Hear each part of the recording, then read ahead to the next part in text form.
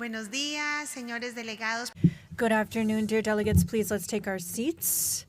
We have quorum. The delegations are in the room, and so we ask kindly that you please take your seats.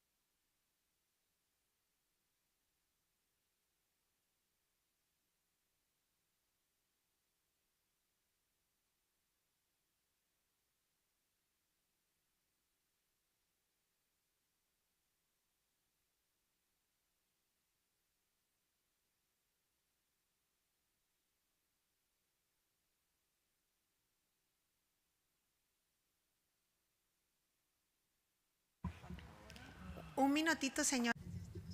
1 minute, ladies and gentlemen. We're about to begin. Thank you very much.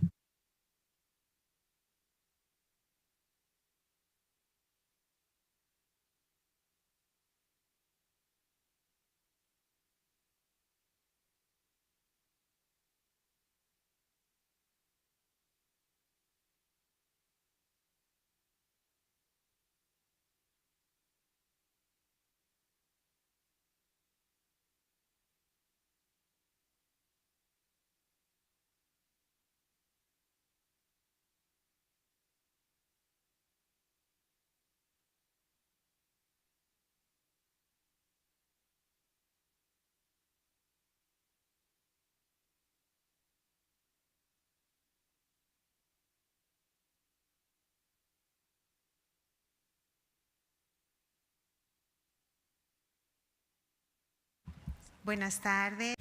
Good afternoon. Having verified quorum through the Secretariat, I hereby declare open this protocolary session of the Permanent Council, convened with the aim of commemorating the Day of the Americas, pursuant to the Order of Business Document CP/OD-2588/26. El cual, de no haber objeción. If there is no objection, it is hereby approved. It is approved. Before we proceed, I would like to thank all of the delegations and request that you reduce your speeches in order to respect the time limits of the Permanent Council and respect all of our time limits. I only have one request to authorize up to 8 minutes to the Ecuadorian delegate in item 4 of the order of business, and it is submitted for your approval. If there is no objection, it is hereby approved. Approved. Dear permanent and alternate representatives of member states of the Organization of American States, distinguished Albert Ramdin, Secretary General of the OAS, distinguished ASG Laura Hill, observers, permanent representatives, special guests, ladies and gentlemen, please allow me to extend very special greetings to our distinguished panelists who are with me here at the head table. Ambassador Ana Irene Delgado, the permanent representative of Panama, whose vision, leadership, and commitment have contributed a valuable perspective to this space. We also have participation from Ambassador Luigi Einaudi, the former ASG and former interim Secretary General of this organization, and his broad well-known background continue to be a reference of dedication and service to the inter-American system. Dear colleagues, ladies and gentlemen, today we are examining the origins of our inter-American system and renewing these values that have guided our hemispheric coexistence for over a century. Peace, solidarity and cooperation, and mutual understanding between our nations.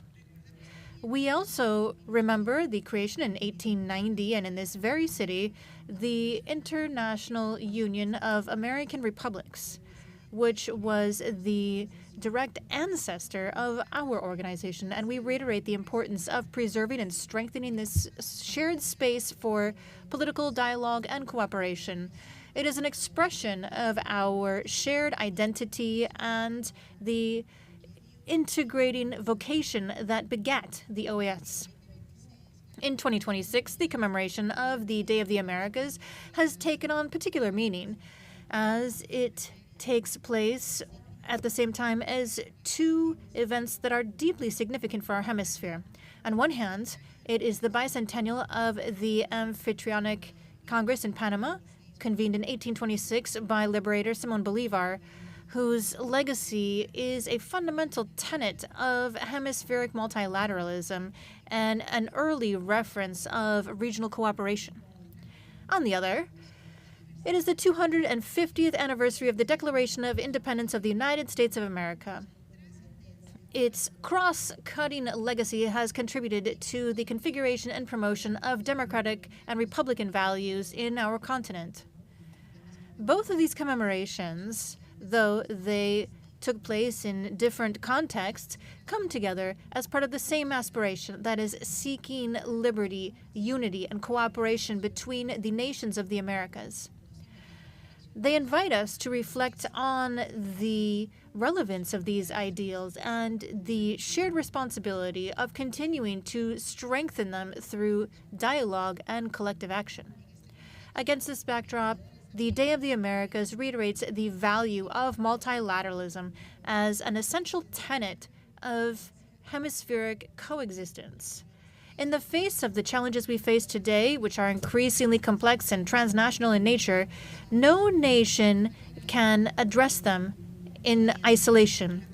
Through dialogue, cooperation, and mutual respect, states are able to build sustainable, legitimate solutions. The OAS, as the main political forum in our hemisphere, plays an irreplaceable role in this effort. Its ability to bring together member states and facilitate understanding while promoting consensus is a fundamental pillar for stability, democracy, and development in the Americas. The inter-American system has throughout time demonstrated its ability to be resilient, including in context of political crises, economic, health, and natural crises as well. These experiences have reiterated our conviction that hemispheric cooperation is not just an option, rather a necessity. In the face of the challenges that we face today, it is fundamental for us to continue to strengthen the OAS and ensure it's able to promote respectful dialogue, solidarity, and cooperation, and building consensus, while reiterating the commitment of member states to the principles and purposes enshrined in the organization's charter. The Day of the Americas reminds us that beyond our differences, we share a history and a shared destiny. With that in mind, I invite member states to together renew our commitment to the OAS and continue to strengthening this privileged space for political dialogue, consultation, and hemispheric cooperation to benefit our people. Thank you very much, ladies and gentlemen, for being here today. A continuación, I'm now delighted to give the floor to the Secretary General of the OAS, Albert Ramdin, to speak before this council. floor. Good afternoon, and thank you very much, distinguished Chair. Permanent representatives to the OAS, permanent observers to the OAS, Assistant Secretary General Ambassador Laura Gil. I'm very happy to sit next to former Assistant Secretary General and Interim Secretary General, our good friend Luigi Einaudi. I have served alongside him, but I'm most grateful for the lessons learned during your term in office here. Thank you very much. Ambassador Ana Delgado, Permanent Representative of Panama. Ladies and gentlemen, it is indeed a privilege to join you today in commemorating Pan American Day, a moment that calls us not only to reflect on our shared history, but also to renew our collective commitment to the future of our hemisphere. Today we honor the founding vision that gave rise to the Pan American Union and later the Organization of American States, rooted in the earlier efforts of the International Union of American Republics in 1890. That vision recognized that the nations of the Americas, very diverse in political leadership and systems, culture, language, and geography, could still come together in a spirit of cooperation to advance peace, prosperity, and mutual respect. It meant a commitment to dialogue, a commitment to unity in diversity.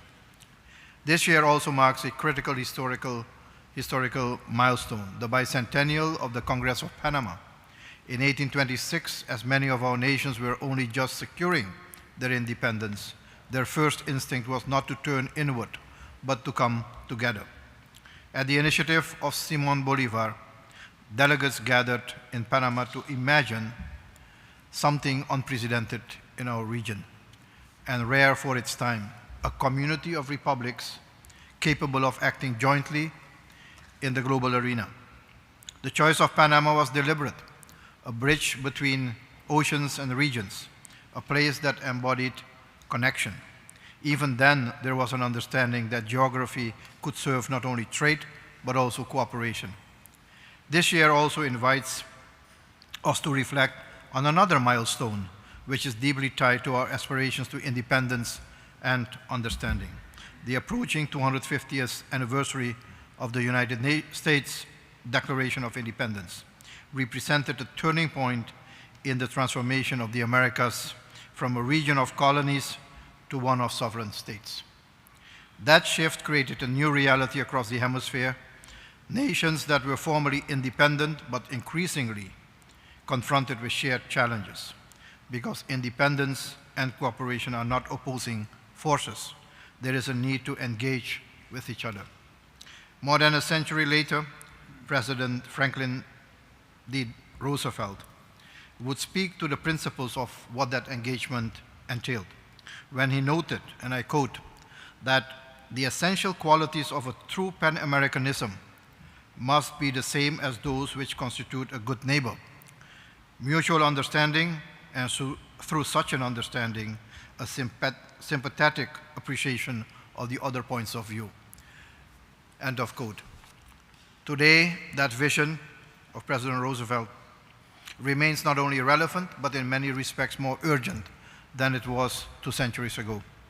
Although priorities evolve and national interests and relationships between countries change, one fact remains: we must continue working together because we share a region and face common challenges. In this context, the Americas face a convergence of challenges that transcend borders and sometimes come from far outside of our hemisphere. From persistent inequality, democratic fragility, to security threats, climate vulnerability, irregular migration, the rapid evolution of technology, economic impacts due to global events, no nation can effectively respond in isolation. These are shared challenges that demand shared solutions. Hemispheric collaboration is no longer an aspiration, it is a necessity. We must therefore keep our commitment to multilateralism, not as an abstract ideal, but as a practical instrument for collective action. This requires strengthening our institutions, investing in dialogue, and ensuring that cooperation delivers tangible results for the people of the Americas. First, we must bring peace to our region through the reinforcement of democratic governance and the rule of law. The legitimacy of our institutions depends on their capacity to serve citizens transparently and effectively.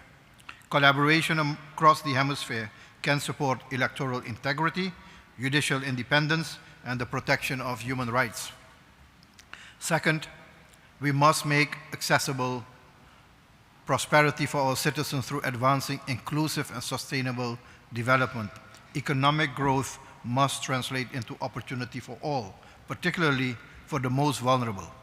By working together, we can foster innovation, expand trade, and address structural inequalities that continue to divide our societies. Both peace and prosperity, as we discussed this morning, rely on connectivity between markets, between subregions, between people, between beliefs and ideologies. Our region possesses extraordinary natural resources, human capital, and strategic potential. Yet, regretfully, too often, we operate in parallel rather than in synergy. We cannot fully generate prosperity if we fail to leverage the scale of 1 billion person market across the Americas. And we cannot build lasting peace if we simply do not know each other. Connectivity in that sense is not only economic, it is also about building trust, reliance, and collaboration. So, Madam Chair, distinguished representatives, the strength of the Americas has always resided in its diversity. Our histories are distinct, our perspectives varied, but it is precisely this diversity that enriches our dialogue and strengthens our capacity to act together. Pan American Day reminds us that cooperation is not automatic. It must be cultivated with intention, sustained through trust, and guided by a shared sense of purpose. As Simon Bolivar observed, in the unity of our nations rests the glorious future of our peoples. Let us therefore, ladies and gentlemen, use this occasion to reaffirm our commitment to an hemisphere that is more united, more resilient, and more responsive to the needs of its people. Let us move forward, not as isolated nations, but as partners in a common endeavor. Thank you very much. Muchas gracias. Thank you very much, Mr. Secretary General, for your inspiring words. And now, I'm delighted to give the floor to Ambassador Ana Irene Delgado, the permanent representative of Panama, for her presentation, The Historic Legacy and Relevance of the Bicentennial of the Amphictyonic Congress of Panama. Ambassador, I give you the floor.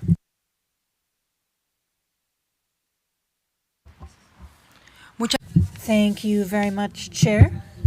Special greetings to the Secretary General, Albert Ramdin, ASG, Ambassador Laura Hill.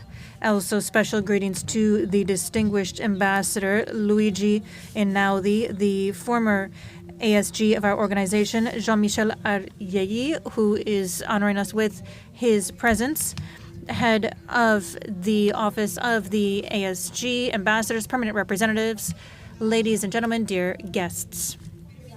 Please allow me to begin by expressing my sincere gratitude from the Republic of Panama to the distinguished delegations of Costa Rica and the United States, Ambassador Rizzuto, for your valuable initiative and collaboration in commemorating this significant event. Your commitment reflects the historic memory and the attachment to the principles that bring us together as a hemisphere as we sit together and tangibly reflect on the spirit of cooperation that we are celebrating today. In the framework of the Day of the Americas, a date that enshrines the aspirations of this hemisphere to building a community of nations based on shared principles, we are gathered here today to commemorate the bicentennial of the Amphictyonic Congress of Panama in 1826, a singular milestone in the history of the Americas and the world. Convened by Liberator Simón Bolívar, the Panama Congress aimed to create a confederation of states which had recently become independent, a true nation of republics, and it was, in fact, the first formal expression of a multilateral system in our hemisphere. This legacy not only belongs to our region, it was recognized by the OAS as a precursor to the inter-American solidarity that we see today and the UN system as a step toward the League of Nations and the UN itself. At the Panama Congress, they created principles and built pillars of international order based on rules. The participating states agreed to treat one another as equals in rights and obligations enshrined in the principles of collective security, in which an attack on one would be considered as an attack on all. They reaffirmed the peaceful conflict resolution and even war prevention as a means toward preventing disputes among themselves. They also addressed the Union, League, and Perpetual Confederation and included elements that were notably advanced for the era, such as the inviolability of borders, protecting human rights, including the prohibition of trafficking of slaves, and principles linked to universal hospitality, which facilitated mobility and citizens' resilience between the Confederated States. This treaty did not enter into force. However, its doctrinal value was transformative and continued to light the way toward international law. 200 years later, this vision is more alive than ever in an international context marked by fragmentation, as we see multilateral consensus frittered away and increasingly complex global challenges. The Americas are facing this imperative of reiterating their commitment to international order that is based on rules, cooperation, and sovereign equality among states. Against this backdrop, the OAS is a true institutional heir of the Amphitryon Congress and the main regional forum for political cooperation, building shared standards, and promoting cooperation. For the Republic of Panama, this commemoration is particularly resonant. The isthmus was chosen in 1826 because it is a natural point of convergence between nations and peoples, and that historic selection of Panama as a bridge between nations continues to be the axis of our foreign policy. Today, that vocation has been translated into active cooperation with multilateralism, respect for international law, and promoting concerted solutions for the hemispheric challenges. In that sense, we particularly place great importance on the fact that in 2026, Panama will be the headquarters of declaring the environment of the Americas, the bicentennial for a commemoration of 200 years of cooperation, including the site of the GA, as well as meetings of other important bodies of the Inter-American system in our country. And this is an opportunity. It's very unique. We are able to work from the same geographic space chosen by the Congress in 1826 to project a new agenda for dialogue, cooperation, and collective action. Chair, dear colleagues, we aspire for these meetings to be much more than just a commemoration, but rather a catalyst for strengthening the inter-American system based on political trust, effective cooperation, and the relevance of the principles that bring us together. The bicentennial of the Amphitryon Congress is not just a historic commemoration. It is an invitation to action. We are convened to preserve and project our legacy, to promote the mobility of our people, democratic governance, and international cooperation. We must renew our commitment to a hemisphere that is led by peace, solidarity, and law. And it reminds us that unity in the Americas is not just an abstract aspiration, but rather a concrete political vocation that requires will, leadership, and shared vision.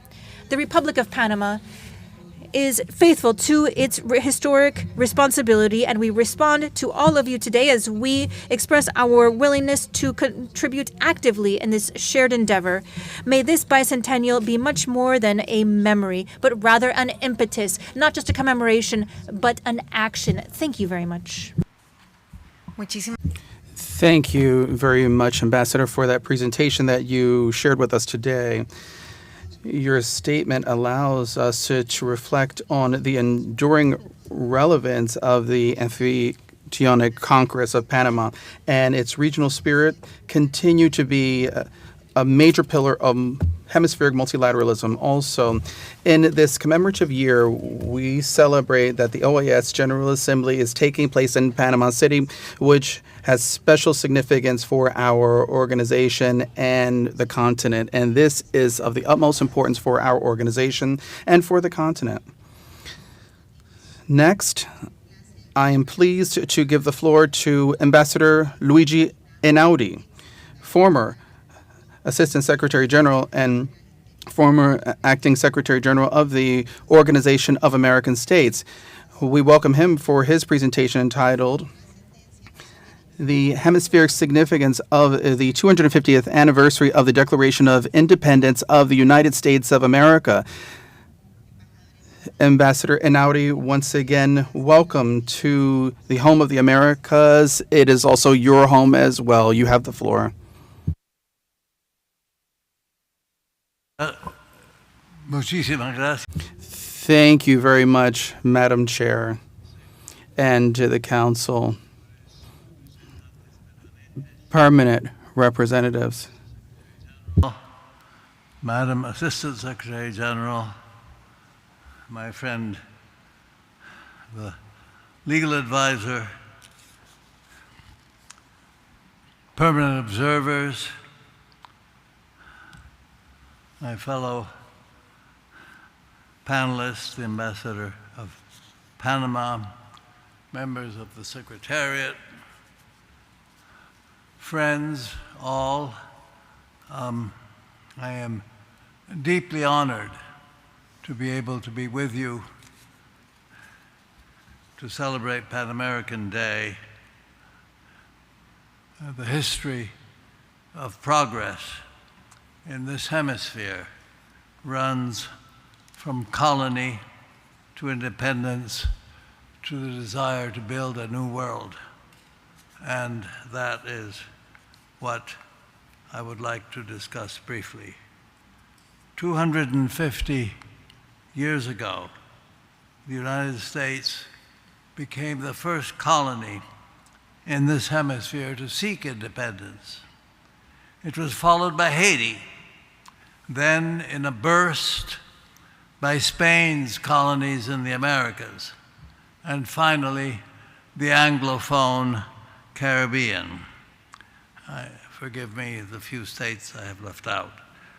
Pan-Americanism was forged out of this escape from European colonialism. The articulation of liberty and self-government set forth in the Declaration of Independence of the United States and declared universally out of decent respect for the opinions of mankind is the precursor of later inter-American norms from the 1826 Congress of Panama to the Inter-American Democratic Charter of 2001.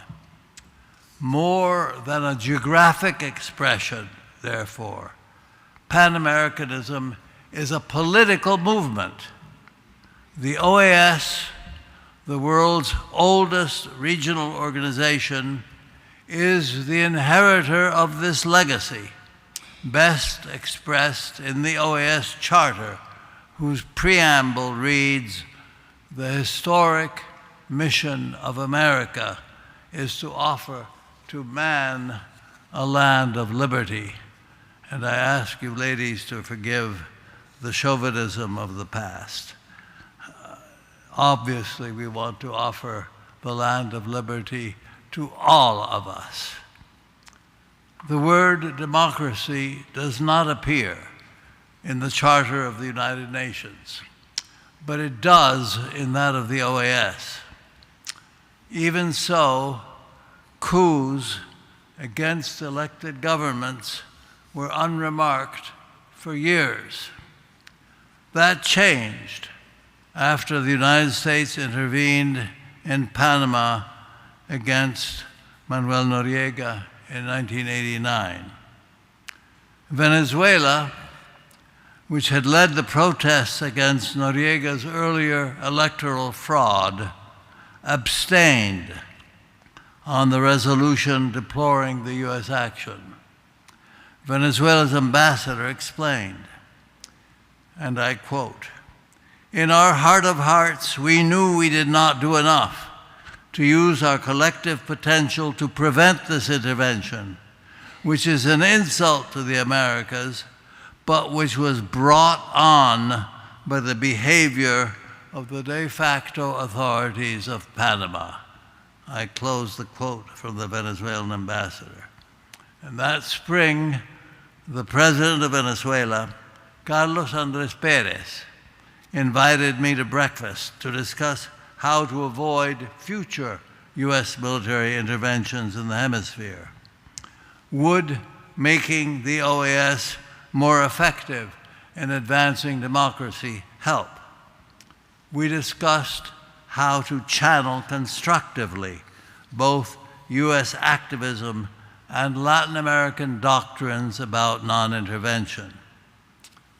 A month later, Pérez revived the Betancourt Doctrine and had the Andean Summit call to amend the OAS Charter to require immediate collective suspension of diplomatic relations in case of a coup.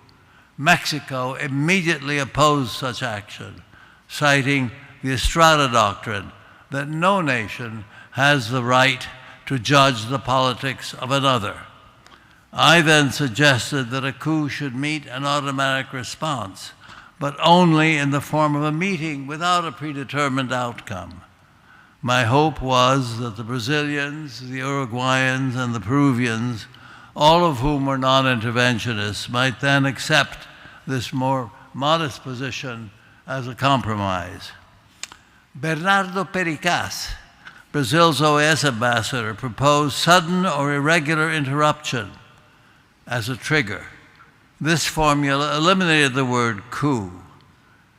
The Commonwealth Caribbean came on board after a resolutory paragraph was added calling for, and I quote, incentives to preserve and strengthen democratic systems. General Assembly Resolution 1080, adopted in 1991, instructed the Secretary General to call for the immediate convocation of this Permanent Council in the case of any sudden or irregular interruption of a democratic system. 10 years later, 25 years ago, this coming September, the Democratic Charter explicitly articulated the elements of representative democracy. But the definition of democracy itself was under fire. When societies open up to mass media and education, all kinds of ideas start bubbling up. And suddenly the discussion in the hemisphere was not just about elections or even freedom of speech, but also about social inclusion, workers' rights, the economy, and an infinite array of other matters. Ironically, it was another Venezuelan president, Hugo Chavez, who took the lead in articulating popular anger, undoing the work of his predecessor and putting Venezuela on a path to ruin. Could Venezuela's tragedy since then have been avoided had we provided more effective support for democracy? Gaps between theory and practice, between promise and performance, have many sources, but the OAS Charter is not one of them. The Columbus Memorial Library is the institutional record of a web of summits, ministerial meetings, and regional institutions, from the Commission of Women to the Pan American Health Organization, from the Inter-American Defense Board to the Pan American Institute of Geography and History, that together make up the Inter-American system. Properly supported, this system could function as a true engranaje, a set of gears that advance common interests from democracy and human rights to development and security. But having a good structure is not enough. Its members have to use it and support it. The most obvious problem is lack of resources. How often have we heard the words deferred maintenance in this hall? Since the Alliance for Progress, summits have assigned grandiose tasks to the OAS without providing the resources to even begin taking them on. The inter-American system has become skeletal, crippled by decades in which scandalously low quotas did not even keep up with inflation. Every OAS member state, small and large, needs to step up to share the burden. A second and equally important problem results from the asymmetry of power between the United States and everyone else. U.S. gross domestic product is more than double that of all the other countries of the hemisphere combined.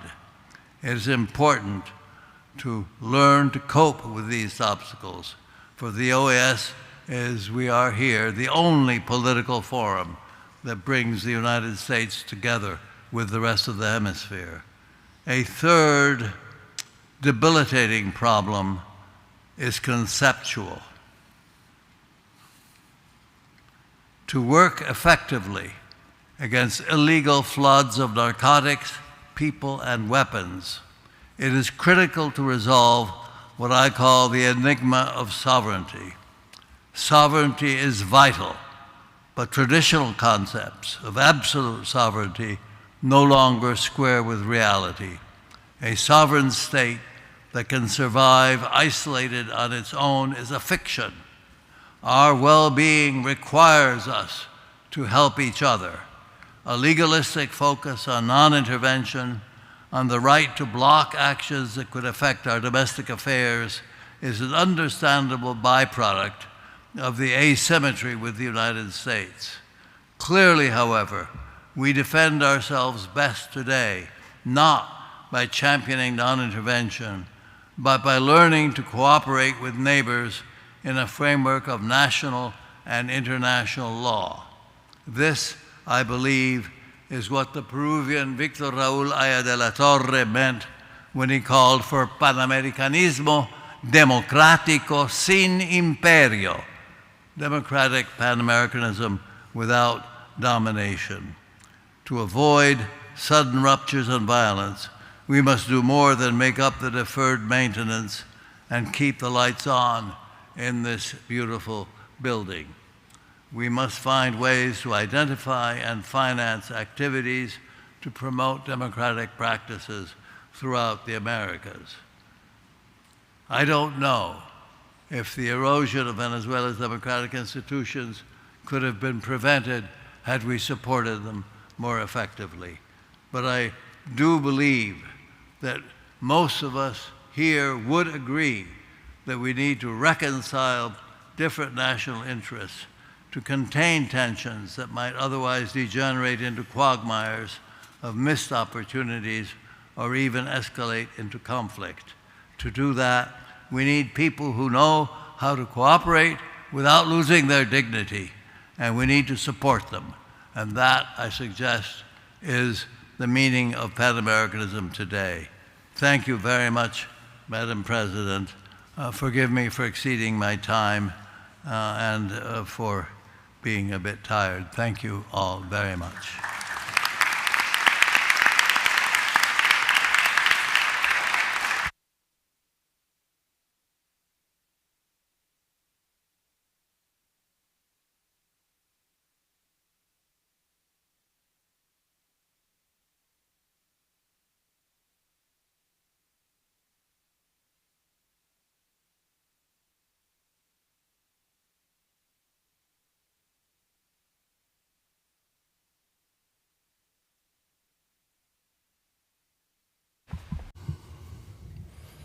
Thank you very much, Ambassador Einaudi, for your remarks. Your extensive career and deep experience in the inter-American system are an invaluable resource for this permanent council. Your presentation has helped us to reflect on the hemispheric significance of the 250th anniversary of the independence of the United States of America. It is a milestone that calls on us to renew our shared commitment to the democratic, Republican, and freedom values that have contributed to shaping our continent.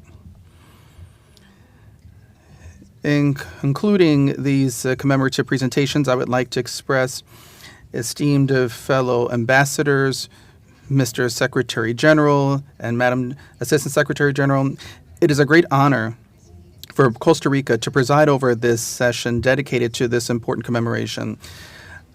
I trust that, as the Ambassador of Panama mentioned, it's a moment for action, and I trust that what we heard today from our distinguished panelists reflects a renewed vision for our organization and the values we commemorate, strengthening unity among our member states and our commitment to multilateralism and hemispheric cooperation.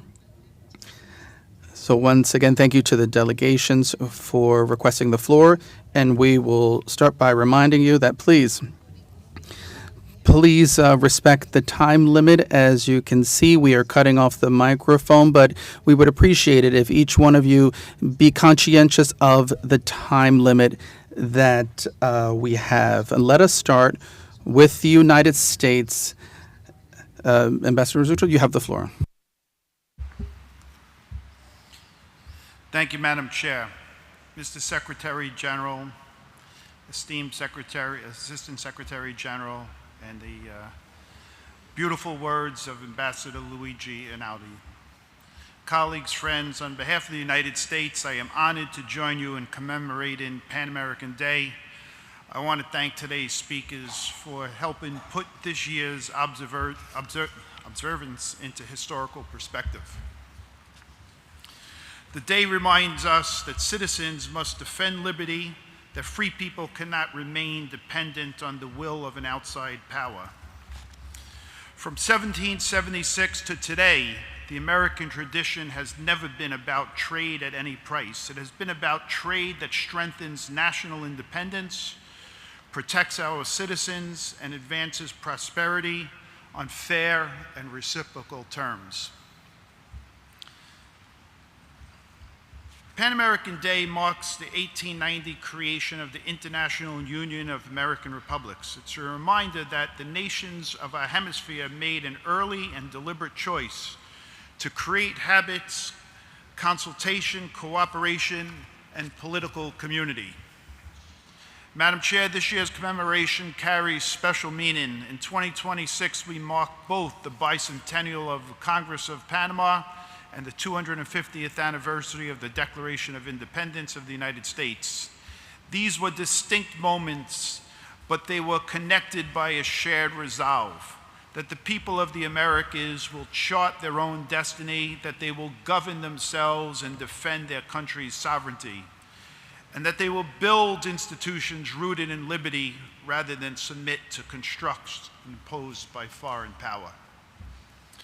That shared sense of destiny, sovereignty, and liberty runs deep. Secretary of State Henry Clay supported U.S. participation in Bolivar's Congress of Panama because he understood, even then, that the future of the United States would be linked to a wider future of the hemisphere. The Pan American project that later took institutional form in Washington did not emerge in a vacuum. It grew from earlier Republican vision. As we approach America's 250th anniversary, we are mindful that the Declaration of Independence was not only a national text, it was one of our hemisphere's earliest formal expressions of liberty, self-government, and political legitimacy of representative government. Those precepts later echoed across the hemisphere and remain reflected in the charter of the OAS and the Inter-American Democratic Charter. During the U.S. bicentennial, President Gerald Ford said that 200 years earlier, the American people had begun a great adventure which stirred the imagination and quickened the hopes of men and women throughout the world. That same bicentennial year, the Art Museum of the Americas was inaugurated here at the OAS as a cultural gift of the Americas to the United States, an enduring symbol that our history has never been only national, but also a formative part of the history of the hemisphere we share. Pan American Day is therefore a fitting moment to reflect not only on what has been built, but also what remains unfinished. There are countries in our region where basic political freedom and democratic choice continue to be denied to millions. The reality should remind us today that Pan-Americanism is not only about memory, it's about responsibility. We also remember Haiti, whose revolution remains one of the great stories of freedom in the hemisphere. Today, Haiti remains our hemisphere's most urgent security and humanitarian challenge. But there are welcome signs of a serious international effort to help restore order and create space for Haitian-led stabilization, including the gang suppression force authorized under the UN Security Council Resolution 2793. The OAS has an important role to play in supporting institutional recovery and political dialogue in Haiti and in helping to lay the groundwork for a democratically elected government when conditions allow.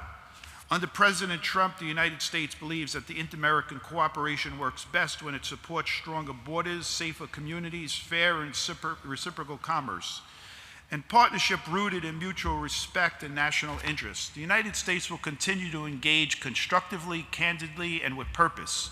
And as we move through the remarkable year, we hope to do so with all of you in a spirit worthy of the proud, shared history of liberty in our hemisphere. Thank you very much. Thank you so much, Ambassador Risuto. And now we give the floor to Argentina. Dear Chair, Ambassador of Panama, Secretary General, Assistant Secretary General, the Secretary of Legal Affairs, and the entire team that are here with us, dear colleagues, dear observers. Today, on this Day of the Americas, we are gathered to not just commemorate a day on the calendar, but to remember who we are as a continent. We are a community of nations forged through our shared fight, and our ideals have crossed borders. And the belief that we have is that freedom of each one of us was always the cause of us all.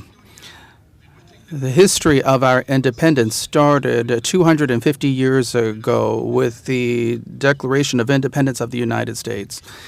Those words, that all men are created equal, resonated in the fields and in the squares of all cities throughout the Americas, and they inspired constitutions, they inspired proclamations and revolutions.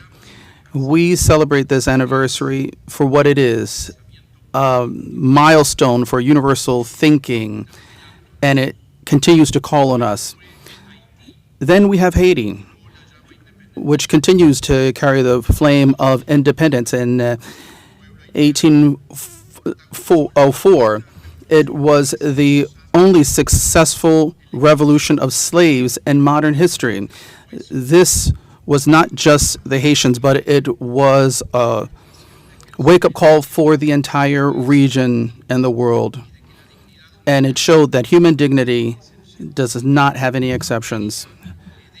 America owes Haiti a debt of recognition that we must honor today and forevermore. On behalf of the Republic of Argentina, I am proud to say that this day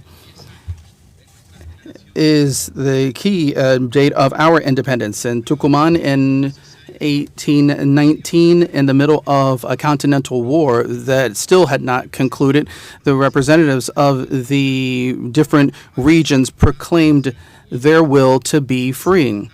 This will continues to be our guiding light of our nation. And ladies and gentlemen, this is one of the most important anniversaries of our home.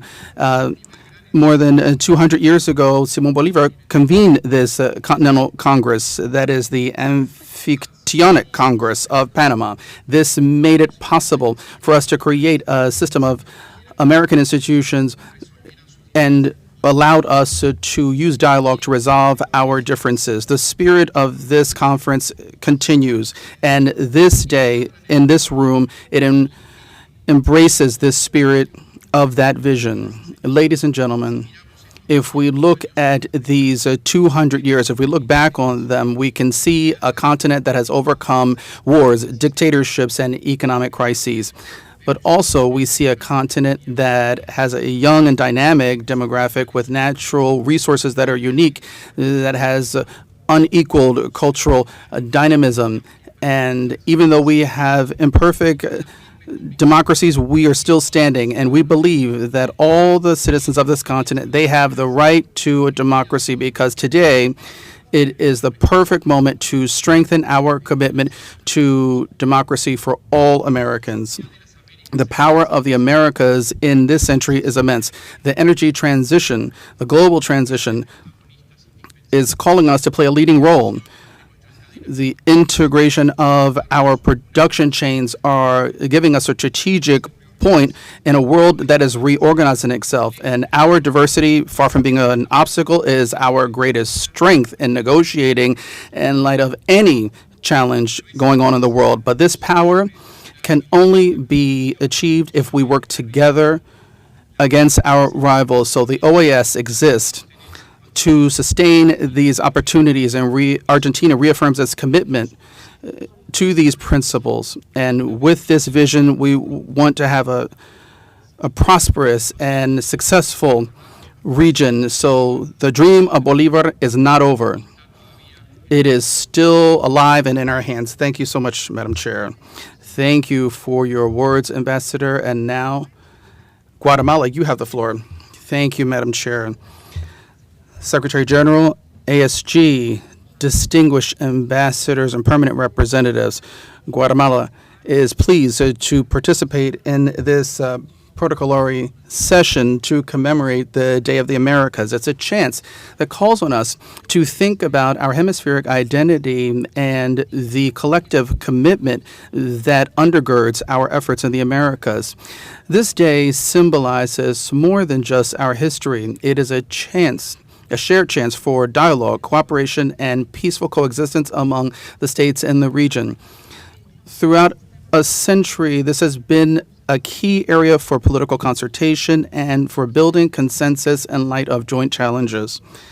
This year, particularly, this commemoration is of the utmost importance because it coincides with anniversaries that call on us to think about our political ideas and our integration in the hemisphere. The bicentennial of the Amphictyonic Congress of Panama calls on us to unify, because this is based on solidarity, the defense of sovereignty, and the efforts of our nations. So that dream of Simón Bolívar is a reference point. It is fundamental for multilateralism in our region. Also, the 250th anniversary of the Declaration of Independence of the United States of America is a key moment for us to reflect on the influence of the Republican principles, the fundamental freedoms, and the institutional framework in the hemisphere. So these commemorations from different points of views undergird these values that we hold dear, that is freedom, democracy, unity, and cooperation. For Guatemala, these principles are not just aspirational, but they are key pillars for our foreign policies. So we would like to reiterate our commitment to the promotion and the defense of democracy, the respect for peaceful resolutions, and we must recognize that the elimination of poverty and inequalities are a key commitment that is shared among us all. So these are in our foundational charter, and this seeks to achieve the well-being of our nation. So this year, we are also commemorating the Inter-American Charter of the Americas. And it is the main instrument for the Americas to promote and defend representative democracy and human rights in the hemisphere. So today, we remember that this is a joint framework for the defense of democracy in light of threats, and it strengthens our governability and our regional cooperation. Therefore, we recognize that the central role of the Organization of American States as a political forum that is absolutely key to promote dialogue, mutual trust, and hemispheric cooperation. This is an organization that is able to overcome the current challenges, and this is important to have more inclusive and more resilient and equitable societies. Madam Chair, we are facing challenges that require collective responses, such as responding to organized crime, closing the economic gaps, and we must base this on shared responsibility and the full respect of human rights. And this makes it all the more important to reaffirm our will to work together. On this Day of the Americas, we reiterate our commitment to the shared values that bring us together as a region and to strengthen this joint space, because we believe that multilateralism is a path to build a future of better well-being, prosperity for our regions. Thank you very much. Muchas gracias a usted. Thank you very much, Ambassador, for your words. Canada is recognized. Thank you very much, Madam Chair, Secretary General, ASG, dear colleagues. We would first of all like to thank all of those who have intervened for their presentations and this special commemoration. And this meeting is an opportunity to reiterate the importance of unity in our cultural diversity, linguistic, and historic diversity of our people. This is a diversity that is one of our greatest collective strengths. We also are paying tribute to regional cooperation as well as fundamental values such as peace, democracy, and respect for human rights in our hemisphere. Continental solidarity and dialogue between our countries are at the very heart of today's celebration. These values are fully part of our spirit of collaboration, which brings our countries together. April 14th commemorates the first International Conference of the American States in 1890 that laid the foundation for deeper collaboration among our countries and eventually of the Organization of American States itself. Pan American Day invites us to work together to address shared challenges and build a more inclusive and prosperous future for all. This day calls us to reaffirm our commitment to democracy, to peace, and to solidarity, values that continue to guide cooperation across the hemisphere.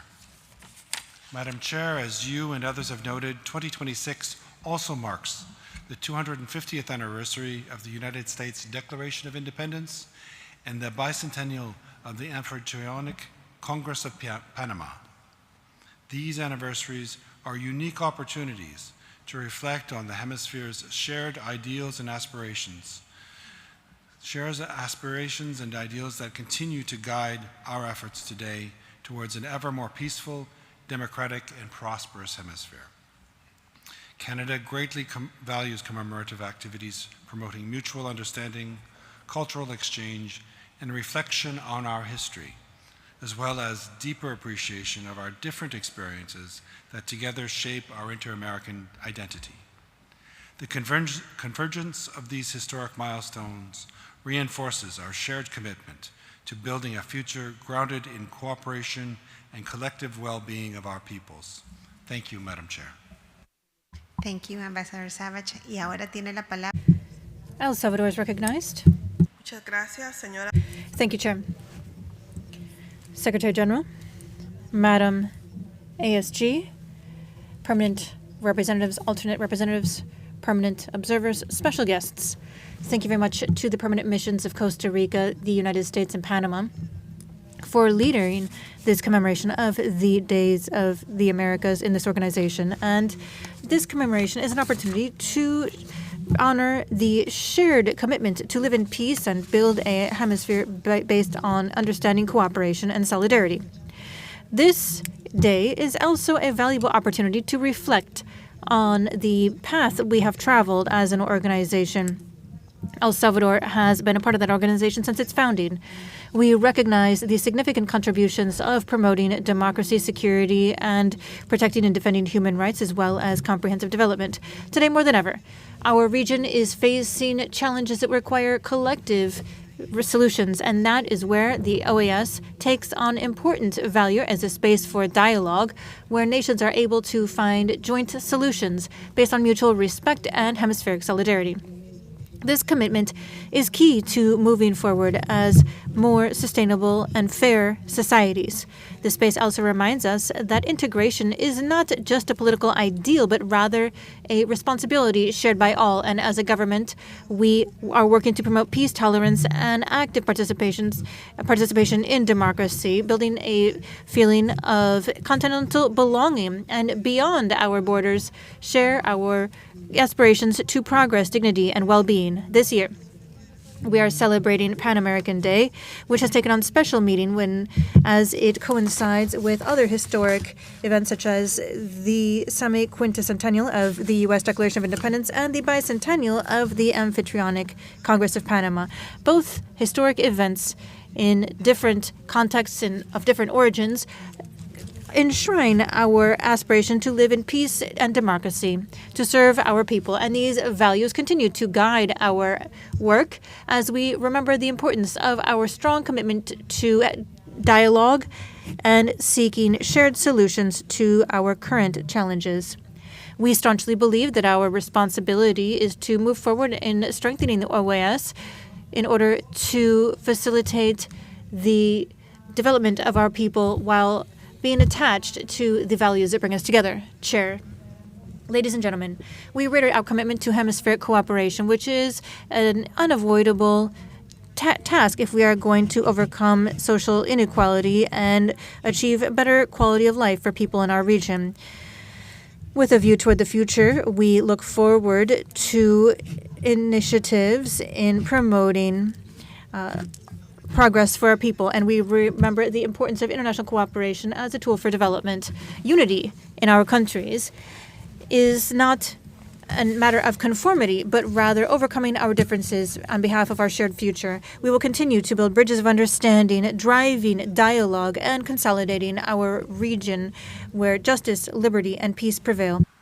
Muchas gracias a usted, embajadora. Thank you very much, Ambassador, for your words. Now, Paraguay is recognized. Thank you very much, Chair. Madam ASG, Secretary General. And now, I would like to express my greatest respect to the former ASG, Luigi Einaudi. Also, very special greetings to the Secretary of Legal Affairs.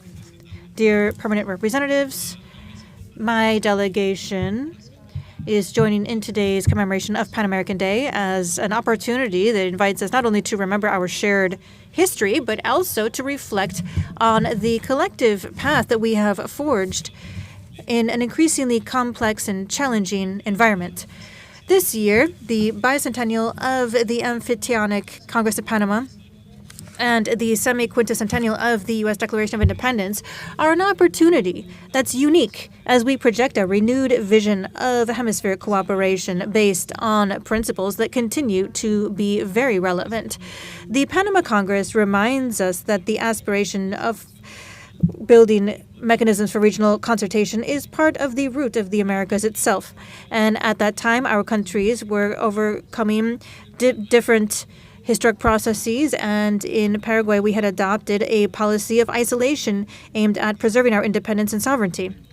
That is why we did not have relations with other countries of the continent, and that is also why we did not attend that Congress. However, the path that we forged later in Paraguay led to integration, and today we reiterate our commitment to a hemisphere based on political dialogue, effective cooperation, and respect for the sovereignty of other states.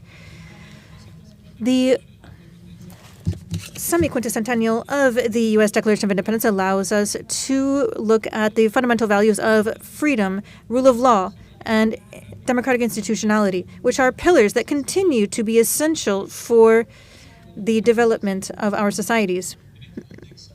Against this backdrop, the bilateral relationship between the U.S. and Paraguay is a concrete example of cooperation based on trust and mutual respect, recognizing that historic event in the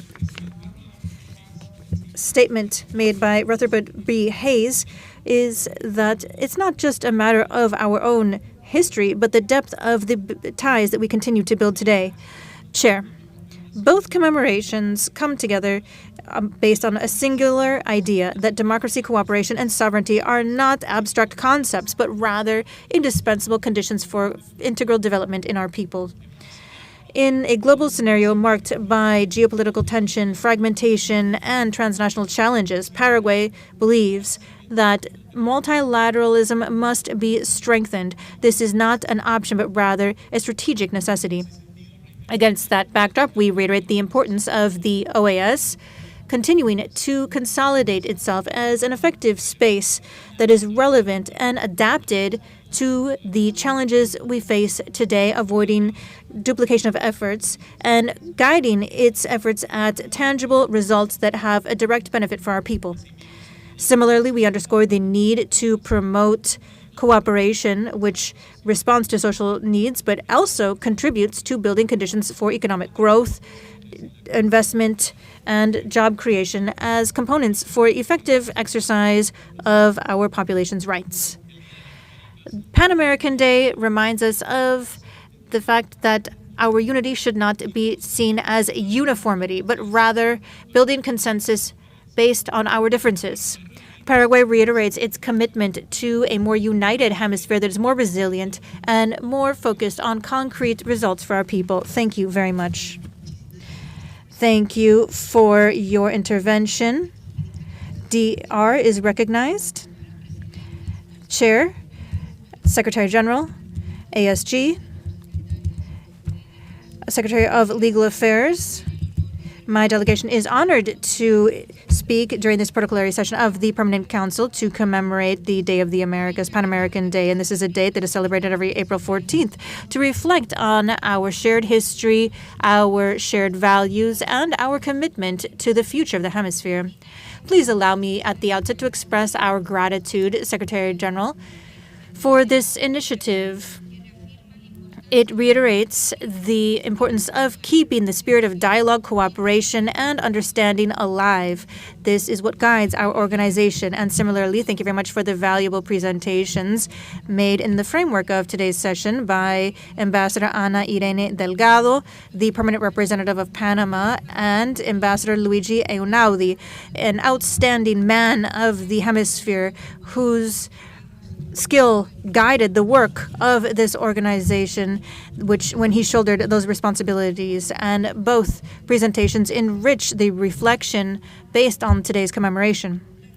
The OAS, as the main forum for political dialogue in our hemisphere, is the result of a long process that began in 1890 with the creation of the Pan American Union, and that is why this day of Pan American Day is an opportunity for us to reflect on our commitment to promoting peace, solidarity, cooperation, and understanding among our people.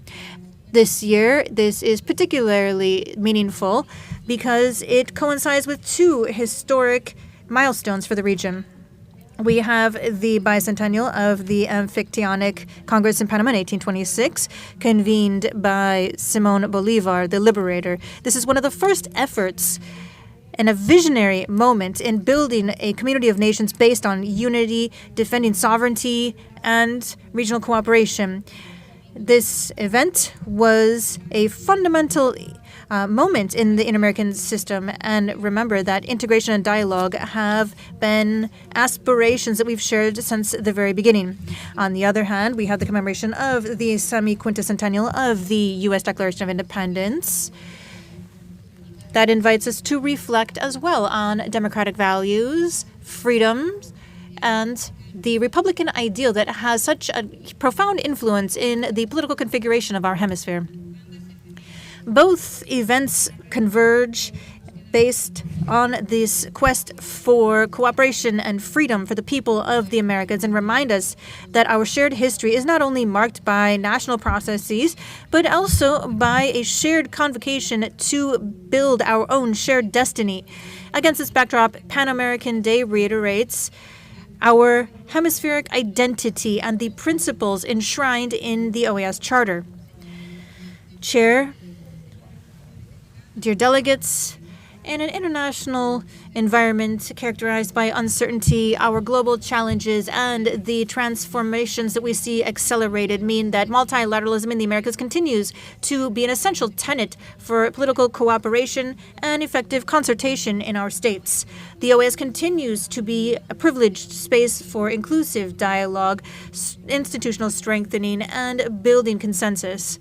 The DR reiterates its staunch commitment to the principles and purposes of this organization, and we believe in the need to continuing to promote unity in diversity, as we've already heard by other colleagues, cooperation and mutual respect as a foundation for achieving sustainable development and the future of our region.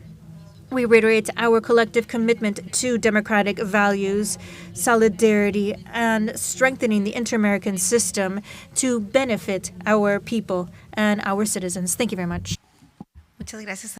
Thank you very much, Ambassador, for your words. Chile. Thank you very much, Chair, and warm greetings to all of those who have attended this session. We echo the commemoration of the Pan American Day. This is a date in which we examine our shared origins, and it's an opportunity to reflect on the present and future of the Inter-American system.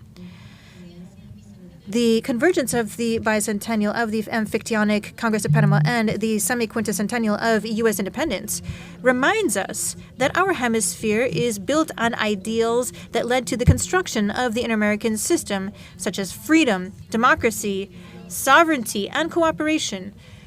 Progressively, they have led to the rule of law and human rights as well.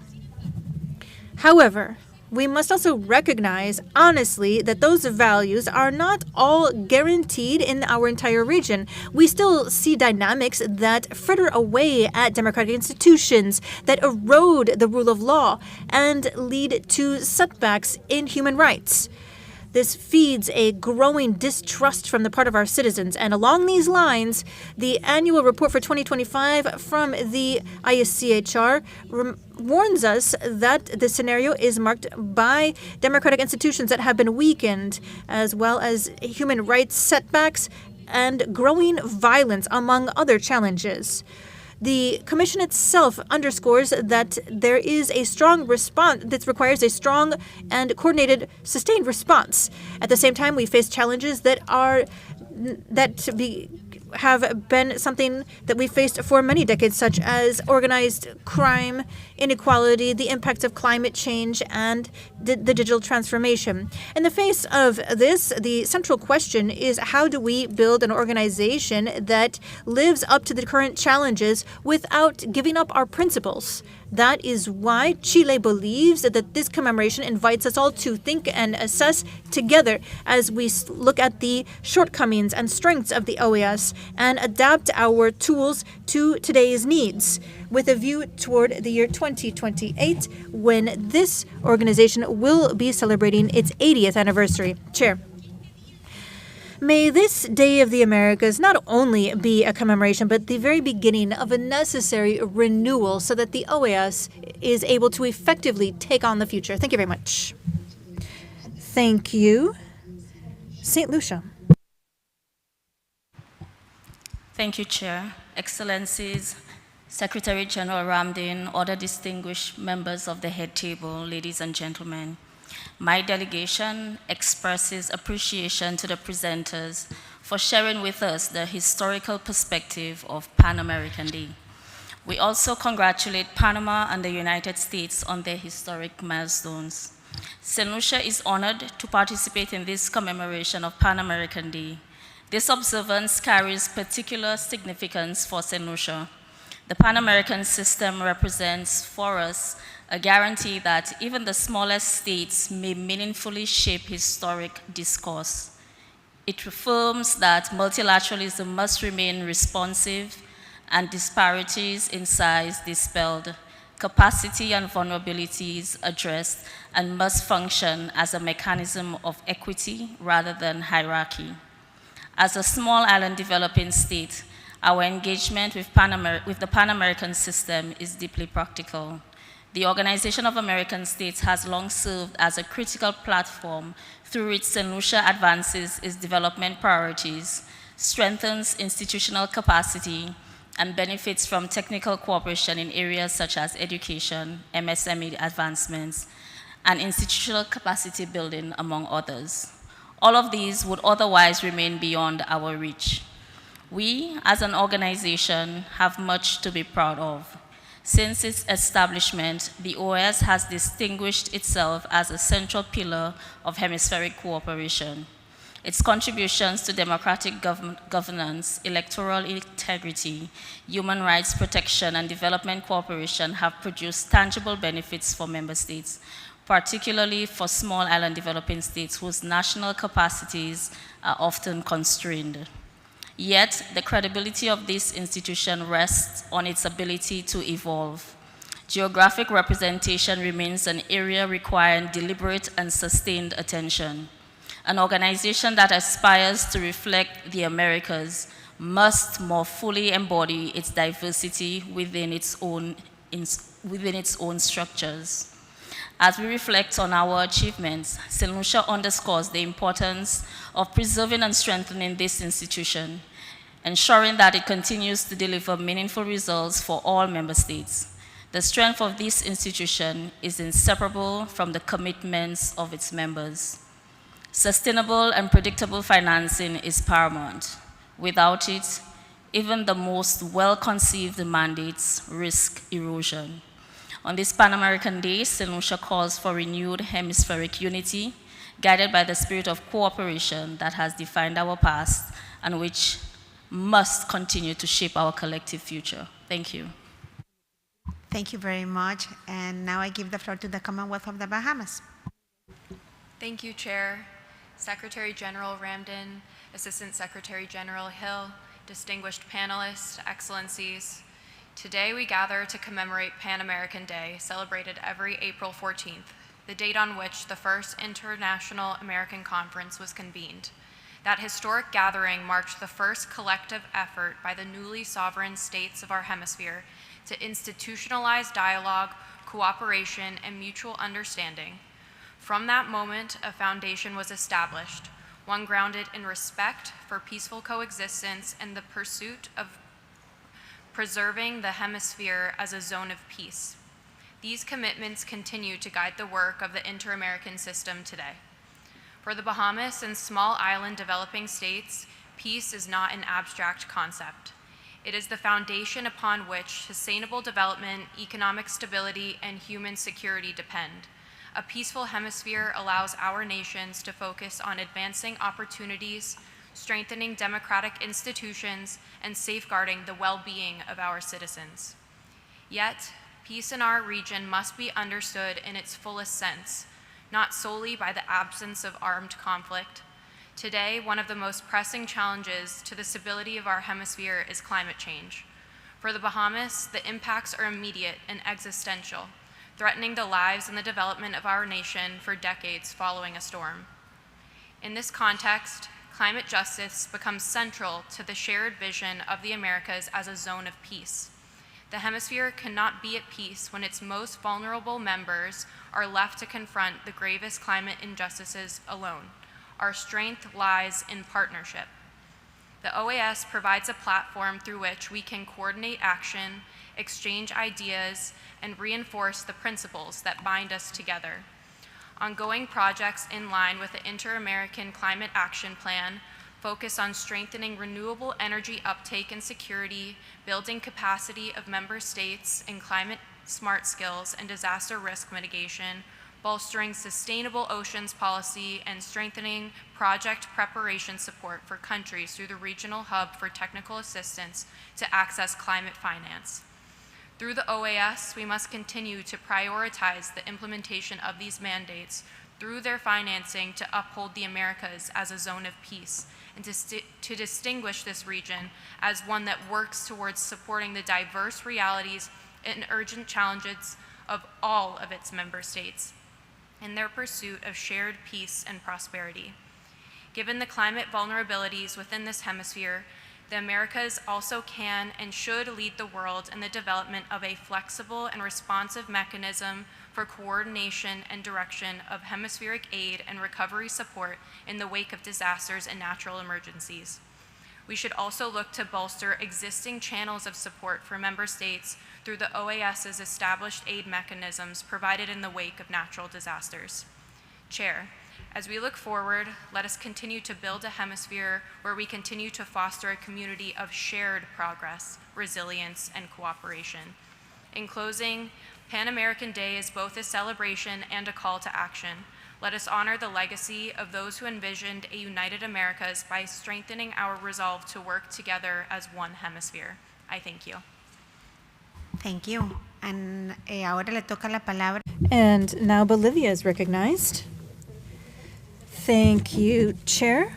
I'm honored to speak during this protocolary session to commemorate Pan American Day, which is a date symbolizing the shared aspiration of our people to promote peace, solidarity, and mutual understanding. This milestone is rooted in the creation of the Inter-American Union in 1890, which in 2026 is particularly relevant as it coincides with two events that defined our hemispheric identity. Though they are different in their origin, they come together as part of a shared narrative of freedom and liberty. We're celebrating the bicentennial of the Amphictyonic Congress of Panama, convened by Simón Bolívar, with the aim of establishing a perpetual union between our republics. For the plurinational state of Bolivia, this legacy is not just a memory set in stone, but a fundamental component of the multilateralism we practice today. On the other hand, we're commemorating the semi-quinticentennial of the U.S. independence, which is an opportunity for us to reflect on democratic values and fundamental freedoms, which have comprised our hemisphere. Coordinating both of those events allows us to reiterate our identity based on shared principles and our shared destiny. In a global environment in full flux, multilateralism in the Americas is more important than ever. That is why we need to emphasize that the Americas are comprised of all states that geographically are located in this region, because the true strength of our organization lies in its capacity to act as a central platform for political and institutional dialogue without exclusion. Regional unity that we promote must be based on recognition of our historic trajectories and our firm commitment to democracy as a fundamental of our stability. Under the commitment of building a future of well-being together, it's imperative for our regional agenda to underscore three essential pillars. That is cultural diversity and equity. Our identity as a hemisphere is rich and diverse, and we must commit ourselves to equity, full inclusion of women, respect for cultural diversity, indigenous and Afro-descendant people as components that are key to our society. Building peace, reiterating the role of the OAS in sending a message of unity and constantly seeking peace through dialogue and cooperation at the international level. Protecting the environment. In line with our challenges today, cooperation between our nations must prioritize protection of our natural heritage, and we understand that there is no stability without a sustainable environment for future generations. Dear representatives, this meeting of historic milestones strengthens our route toward a future of well-being for all of our people, in reminding us of the Bolivarian ideal of regionalism as a strength and U.S. independence. We renew our commitment to the values enshrined in the OAS Charter. Let's work together to ensure that unity, cooperation, and mutual respect are the beacons that guide our path in this hemisphere. Thank you very much. Thank you. Mexico, you have the floor. Thank you, Madam Chair. Secretary General, ASG, permanent representatives. We must understand that this day, the 14th of April, calls on us to think about the past, the present, and the future of our region, and to reaffirm our commitment of our countries to multilateralism and the building of a hemispheric community that is built on peace, cooperation, and integral development. As Roberto Velasquez, Foreign Affairs Minister of Mexico, said that the world based on order and rules is absolutely key for everyone, and it has allowed us to reduce conflict and to address challenges in a joint fashion. We must also remember that during this commemoration, over the decades, the American continent have had one of the most developed legal frameworks in the world. That is the Charter of the Organization of American States, and it is an architecture that has provided certainty in a climate of uncertainty. On human rights, the Inter-American system has been a pioneer on standards, and it is a reference point around the world. So the work of the Inter-American Court on Human Rights has been absolutely key to strengthen the protection of human rights of all peoples, and it puts the human dignity at the heart of their work. On democracy, our region has done great work and made great strides, particularly the periodic holding of elections and protecting democracy, and we have worked on other instruments such as the Inter-American Charter of Democracy and the Social Charter of the Americas. This experience has shown us that when we abide by our principles, the OAS has been an opportunity for respectful dialogue to overcome democratic challenges when the member states are facing difficulties, and we have been able to stand side by side. Nonetheless, we know that there are trends that threaten the fundamentals of the international order and the inter-American order, namely the growing disregard for international rules and the adoption of unilateral measures that threaten sovereignty and the principle of non-intervention, actions that undermine the work of states. And these are major risks for stability and hemispheric cooperation.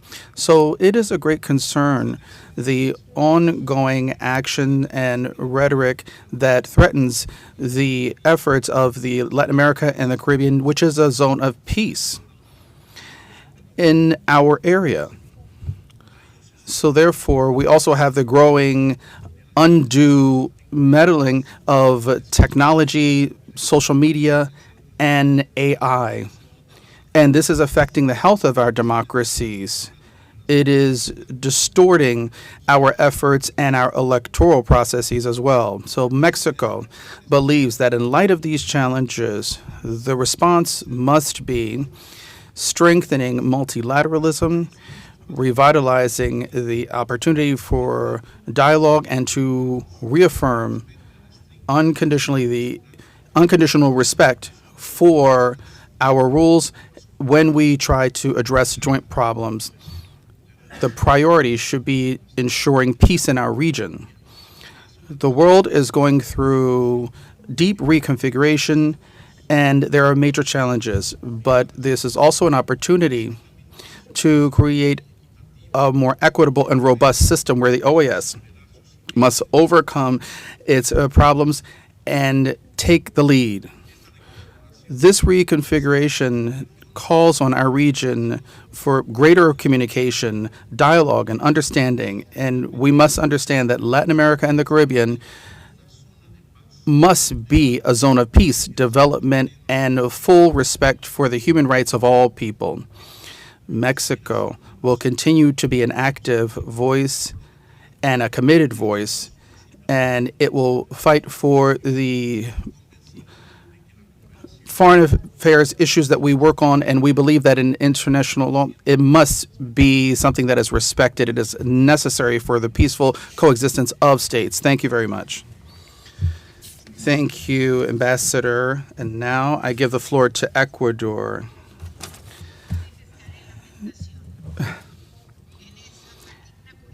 we understand that when we look in the mirror, we must be able to say everything in full voice. We have looked to strike a balance and to build bridges and to build new ways to understand each other. Let us hope that our words are received under the light of rectitude and in the spirit. Chair, permanent representatives, Secretary of Legal Affairs, Secretary General, Secretary Ramdin, Assistant Secretary General Laura Gil.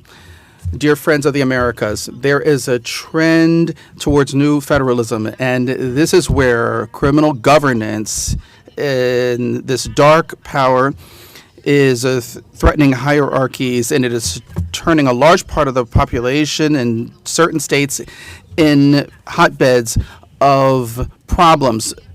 And this is causing us to have major problems in our economies and in our countries. Therefore, there's tension, conflict, and we are seeing that with the violence that is going on with these illegal markets, they are leading to criminal activity, organized crime, international organized crime. Therefore, the freedom and the happiness that we all want becomes a utopia. So we need concrete results to these problems. This is an attack on our nations, an attack on our sovereignty and our development. In this moment, as we commemorate this Pan American Day, we must remember the importance of defending peace, solidarity, and dignity.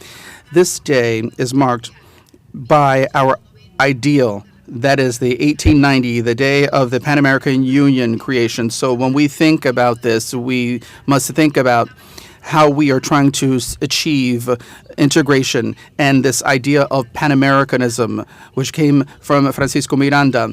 So any disregard or displeasure should not lead to silence of thoughts.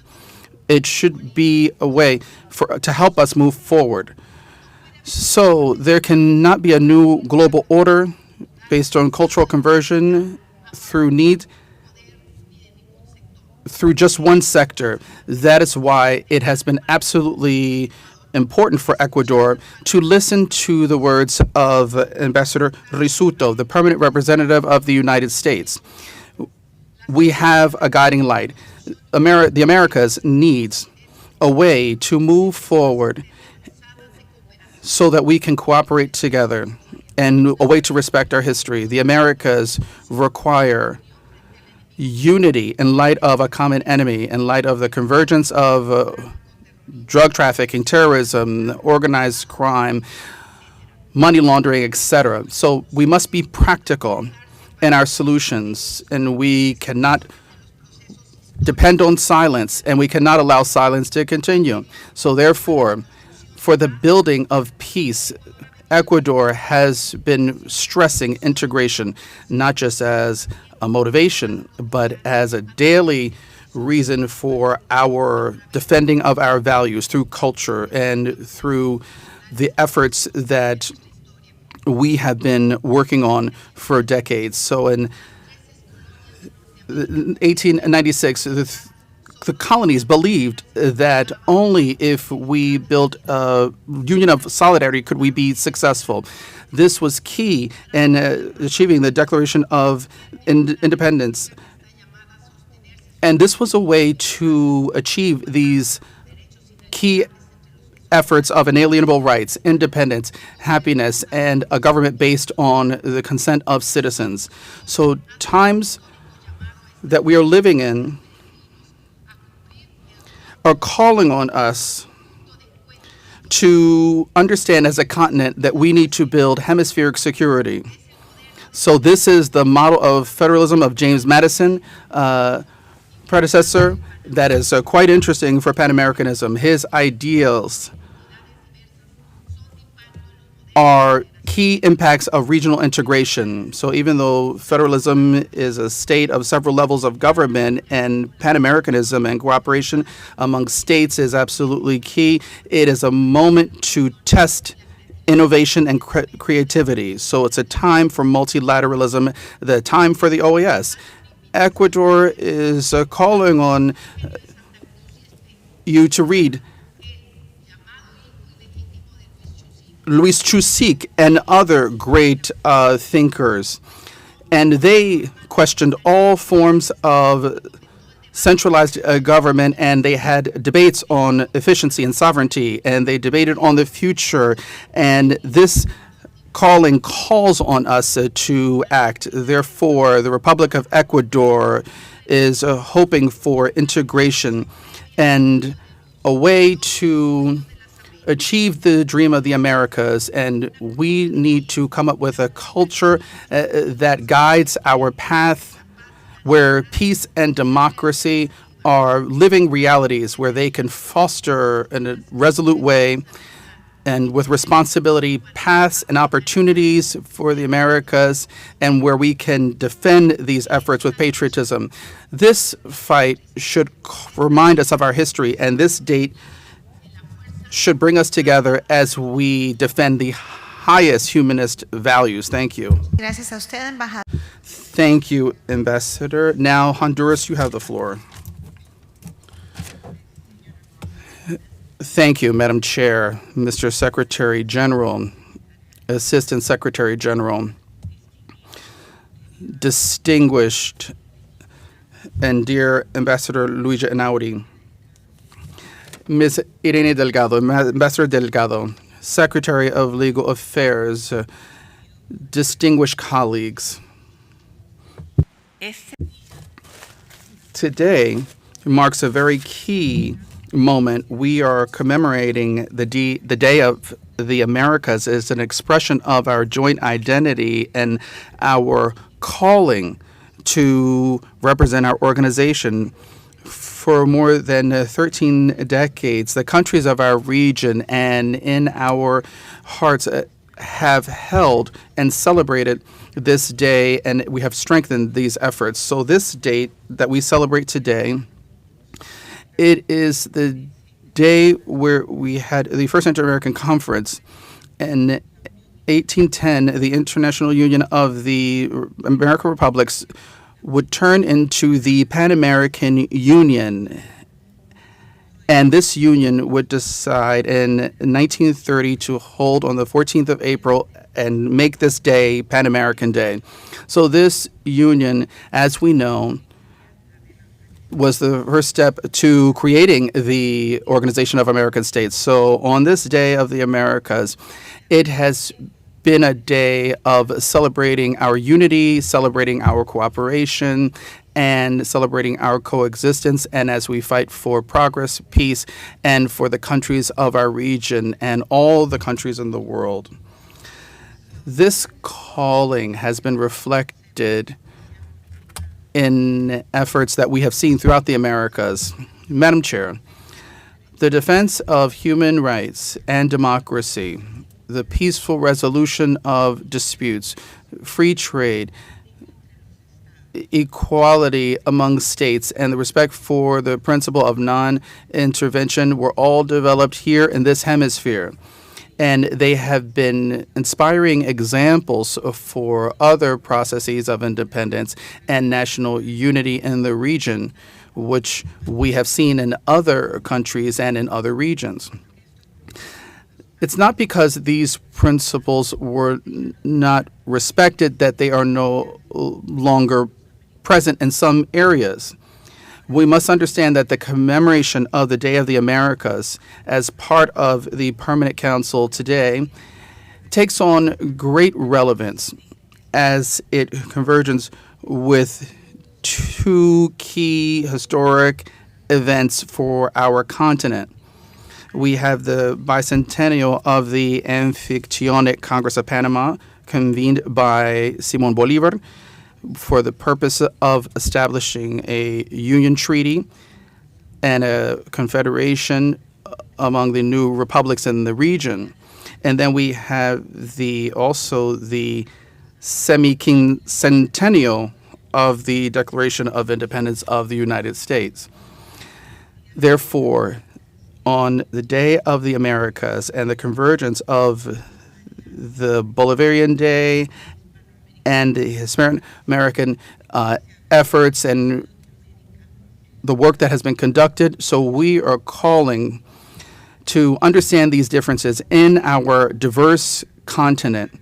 It is a democratically and culturally diverse continent. We want to continue fostering dialogue, developing our unity and our cooperation, and we want to live together in peace and harmony with all people in the Americas. In conclusion, Madam Chair, I would like to take this opportunity to remind all that the Central American efforts and the Kingdom of Spain are working together, and their efforts have been recognized as one of the major steps for Pan-Americanism. And in the latest efforts between this relationship, on the 1st of March, 1920, it was about talking about San Pedro. And the proposal was to create a unified America, and his dream was to have a Congress that would create the great federation that would bring all states of the Americas together. José Cecilio Díaz del Valle would conclude this way. He would say, "The America today is my exclusive concern. Today, America is something that I think of day and night. It is the most dignified study ever, this idea of America. So this dream is what we are looking for." Thank you so much. Thank you, Ambassador. Now, St. Kitts and Nevis, you have the floor. Ambassador, you have the floor. Thank you very much, Chair. I greet excellencies, elected and other officials at the head table. And on behalf of St. Kitts and Nevis, I record profound appreciation to Ambassador Einaudi for his insightful perspectives and the historical background shared, and also to Ambassador Delgado of Panama. The delegation of St. Kitts and Nevis is pleased to join colleagues in commemorating Pan American Day, a noteworthy milestone which reminds us of the enduring importance of solidarity, cooperation, and mutual respect across the Americas. This year's observance carries added significance as we reflect on other major historical milestones that speak to our shared hemispheric journey. The 250th anniversary of the Declaration of Independence of the United States of America and the bicentennial of the 1826 Congress of Panama, a foundational moment in hemispheric multilateralism. These principles,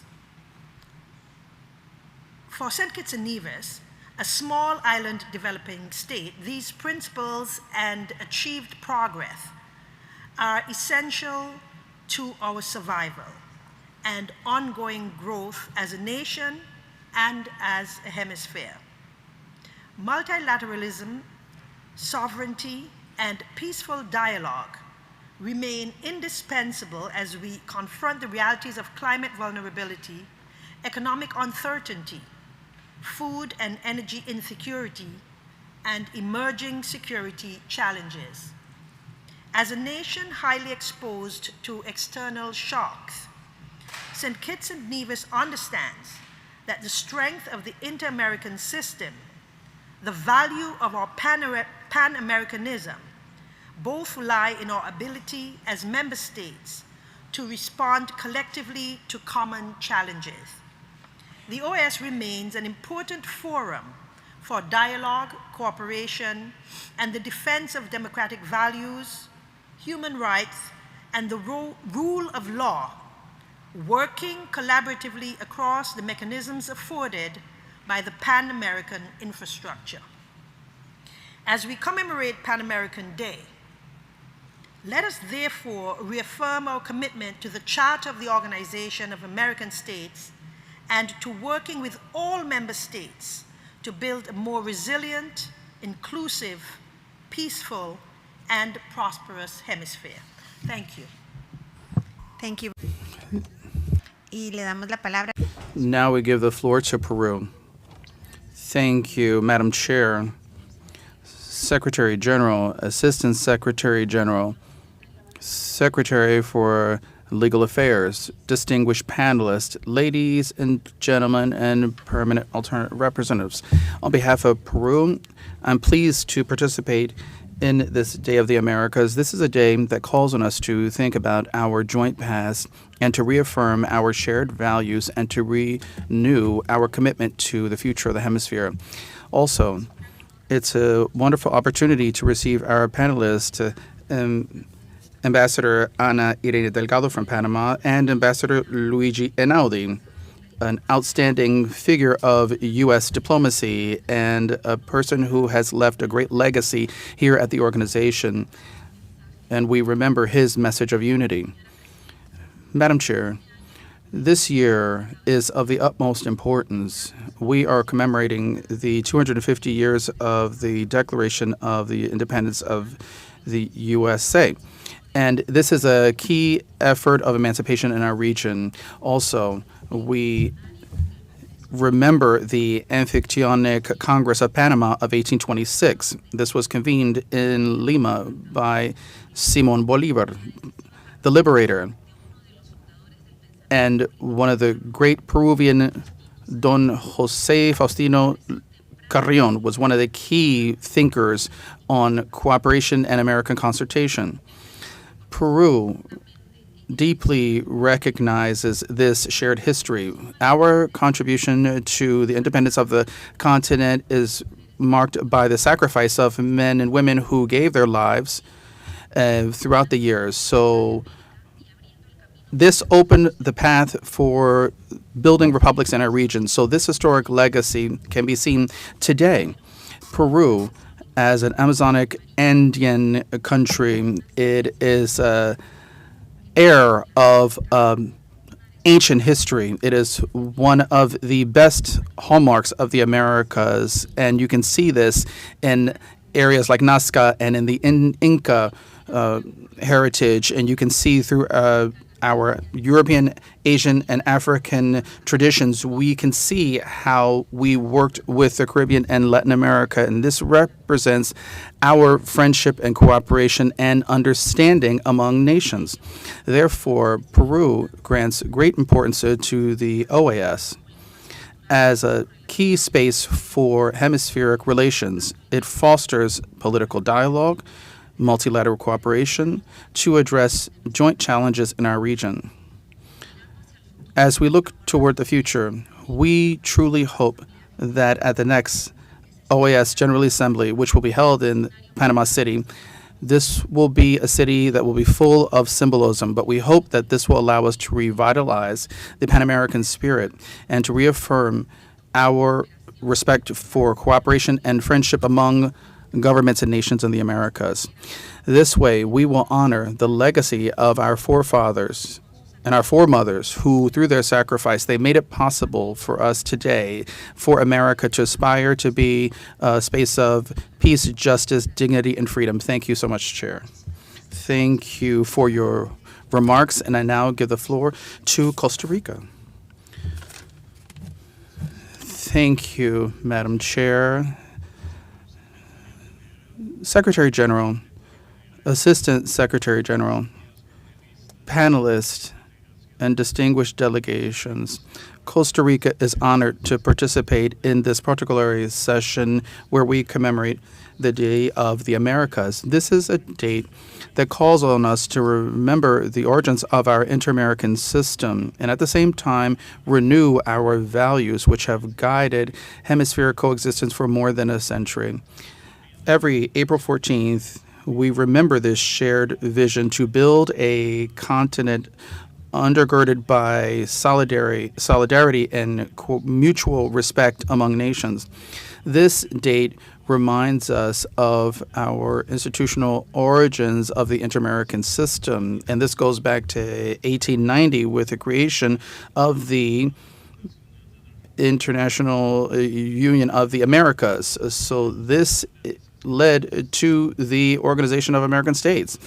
Since then, our countries have built a joint space of political dialogue and cooperation that continues to develop in light of the challenges of our times. In 2026, this commemoration is all the more important because it coincides with the two major events for history and democratic thinking in our hemisphere. On the one hand, as has been said, we have the Bicentennial Anfictyonic Congress of Panama in 1826, convened by Simón Bolívar. And this was the start to laying the basis for the change in the continent. And it was key for creating different republics in the Americas. And on the other hand, we have the 250th anniversary of the Declaration of Independence of the United States. This is a proclamation that marks a modern milestone and inspired the development of republican systems and democratic systems in this continent. So these two milestones, even though they came about in different contexts, they converge with the same spirit, the search for diversity, cooperation among nations in the Americas. Today, we must think about these ideals and about the shared responsibility that we have to continue strengthening these instruments. For Costa Rica, we are a country that has embraced democracy and the respect for human rights. These are fundamental pillars for our foreign policy, and this represents for us an opportunity to reaffirm our commitment to the proposals and principles enshrined in the Charter of the OAS. The organization must continue to develop to respond effectively and comprehensively and in a solidary fashion to the needs of our nations. A strengthened OAS, a transparent OAS that is able to have respectful dialogue and cooperation are key factors to have a more democratic region that is fairer and more prosperous. So the Day of the Americas reminds us that our differences shouldn't get in the way of our success. We have a common destiny, so we reiterate our commitment, our firm commitment to strengthening the organization, because this is a key space for frank dialogue and solidary cooperation that will benefit all of our nations. Thank you very much. Thank you so much for your words. Uruguay, you now have the floor. Thank you, Chair. Thank you, Secretary General and ASG and the other members of the High Table. We thank you for convening this protocolary meeting on this Day of the Americas. This is a time where we can think about the history of our nations and how they fought for peace, solidarity, and mutual understanding. This moment is all the more important because we are thinking about the Anfictyonic Congress of Panama. And this was absolutely key in recognizing our organization. So we believe that as we think about this historic unity and the efforts of Simón Bolívar, these are key efforts that we need to think about as we move forward. So we also are thinking about the 250th anniversary of the Declaration of Independence. Madam Chair, on the Day of the Americas, this is a moment where we see multilateralism eroding. We must understand that we have growing challenges, and we must reaffirm our commitment to cooperation and regional solidarity, as well as building a world order that is based on rules and mutual respect. We highlight the relevance of strengthening the principles of the OAS Charter and the Inter-American Democratic Charter, as well as the fundamental principles of international law, including international humanitarian law. We also believe that it is essential to promote and protect human rights of all persons without discrimination. Chair, we also believe that democracy is an essential value of our region, and it is a dynamic process that is worked on day after day. So we would like to have a region that has more rights and more equity for more people in our region. So We need to make greater effort to fight against the scourge of transnational organized crime. This is undermining our institutions. It is leading to greater violence and threatening our social fabric. These illegal economies and drug trafficking, the trafficking of weapons, and other scourges cannot be addressed alone. We must address this together through equity and social justice. So we highlight the role of the OAS, namely the promotion of political dialogue and consultation of member states of the Americas, so we can have this joint and effective spirit so that we can offer in an effective fashion solutions to our countries. Chair, on this day, we reaffirm our commitment to solidarity cooperation to build a safer, fairer, and more democratic and more prosperous hemisphere for everyone. Thank you very much. Muchísimas Thank you very much. Anna. Ambassador Hines. Thank you, Chair, Permanent Representatives, Secretary General, Assistant Secretary General.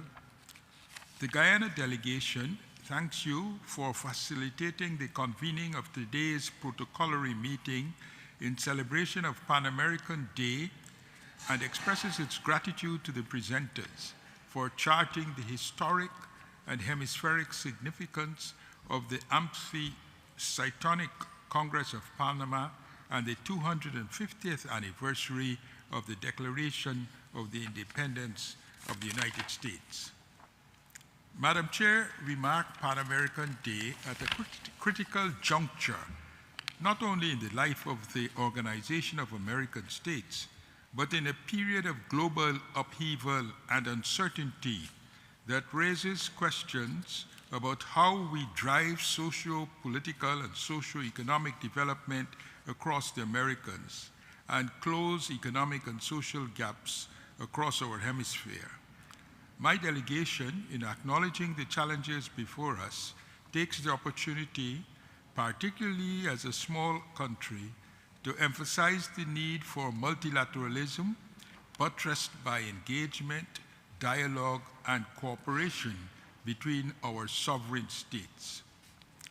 The OAS must remain a forum that facilitates friendship between our countries with a focus on delivering political, social, and economic progress and development to the peoples of the Americas through the promotion of solidarity, mutual assistance, reconciliation, and understanding.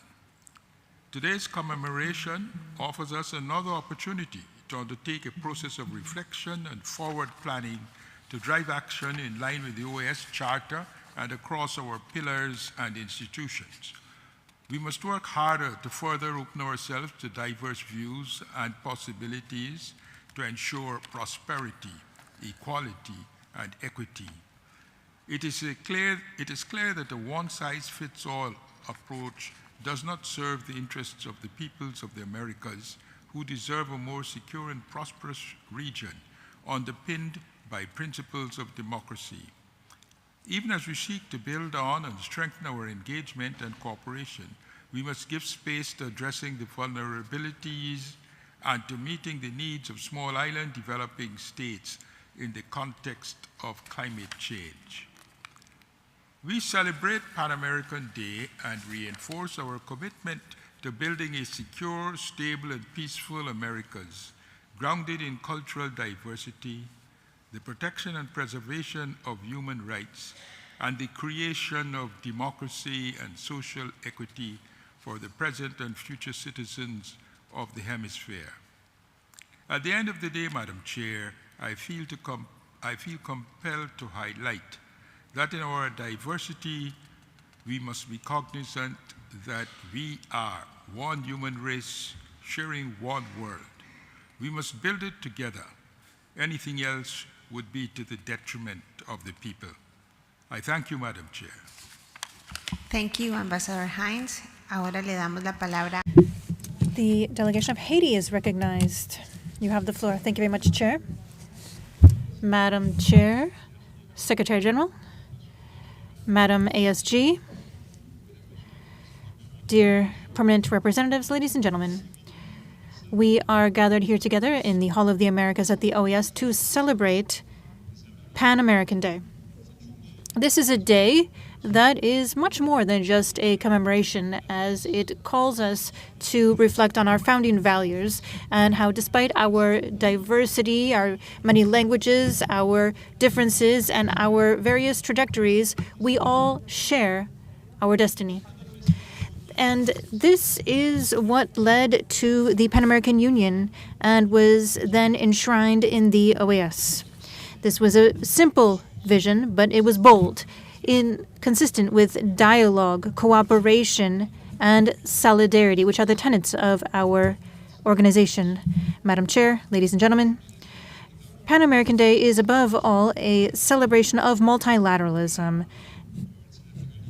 not a simple and formal multilateralism full of beautiful words, but concrete, tangible multilateralism that allows us to actually act together as we overcome shared challenges with shared responses. Today, this vision is more relevant than ever as our hemisphere is facing complex challenges such as security challenges, political crises, persistent inequality, social and economic pressure, as well as the impact of climate change, and the list goes on. And these remind us of a simple truth, that no state can respond to all of this alone.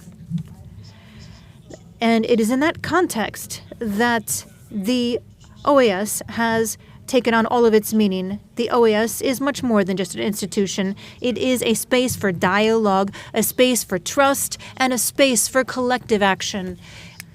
We celebrate this day as an opportunity to ask ourselves if we are still faithful to the spirit that begat this organization. Are we capable of listening, of coordinating, and acting together?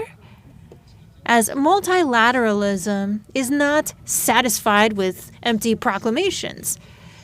It is something that is built. It is built in the coherence of our actions. It is built in the trust between our states, in the will to moving together forward. Chair, ladies and gentlemen, for Haiti, this day is particularly meaningful. And we were the first Black independent nation begat in dignity, freedom, and we in Haiti carry these values enshrined in this organization that is liberty, equality, solidarity. Indeed, we shouldn't lose sight of the fact that in 2026, this year, we are commemorating as well the semi-quincentennial of the U.S. Declaration of Independence, which was the first to light the torch of liberty in this continent. And Haiti then became the first Afro-descendant country to achieve its freedom and independence. Today, still, despite the challenges, Haiti is deeply attached to this principle of equality and freedom, and in that spirit, we are committed to the inter-American system as an actor of solidarity. For Haiti, multilateralism is the promise of regional cooperation that is active, that has an impact. This is cooperation based on respect, solidarity, and collective building of our solutions. Ladies and gentlemen, Pan American Day is indeed a moment of truth, a moment to remember that this hemisphere is not just a matter of geography, but really a collection of values that proclaim peaceful coexistence. And this community can only exist if it is translated into actions, because beyond beautiful words that we may hear, what matters is what we do together. And allow me, Chair, to conclude simply by stating that this commemoration of Pan American Day obliges us to build wealth from our diversity, a fortune from our differences, with shared responsibility, because that is where the deep sense of Pan American Day lies. Thank you very much, Chair. Thank you very much, Ambassador. Brazil is recognized. Thank you very much, Chair. Brazil salutes holding this solemn session to commemorate Pan American Day, as this is convened to reflect on the shared history of our hemisphere and on the future that we would like to build together. As noted in the concept note for this session, this is an opportunity to reiterate the principles of peace, solidarity, cooperation, and mutual understanding, which are at the very heart of the Inter-American system and which continue to give sense to the activities of the OAS today. In 2026, that commemoration has become particularly meaningful. The bicentennial of the Amphitronic Congress in Panama left us with a pioneer vision of a regional cooperation based on unity, sovereignty, and cooperation between our countries. At the same time, we are celebrating the semi-quincentennial of the U.S. Declaration of Independence, which invite us to reflect on the democratic and republican traditions that also marked the political formation of this entire hemisphere. Those events coming together are an opportunity, a valuable one, to renew our commitment to the diverse inter-American space that is respectful and focused on dialogue. For Brazil, that commitment, first of all, depends on the defense of multilateralism and international law. In times of growing geopolitical fragmentation, the OAS remains an indispensable forum for building collective, rules-based solutions on sovereign and equal footing between states and respect for non-intervention. Brazil, in that context, reiterates the importance of our commitment to the principles and purposes of the OAS Charter, many of which stem from Pan-American conference processes, including particularly peaceful conflict resolution in quest for peace and harmony between our peoples. We also believe that the legitimacy of the inter-American system rests on its capacity to respond to the tangible needs of our people. That means promoting a vision of solidarity and cooperation in our hemisphere aimed at sustainable development, eradicating hunger and poverty while reducing inequalities and expanding opportunities.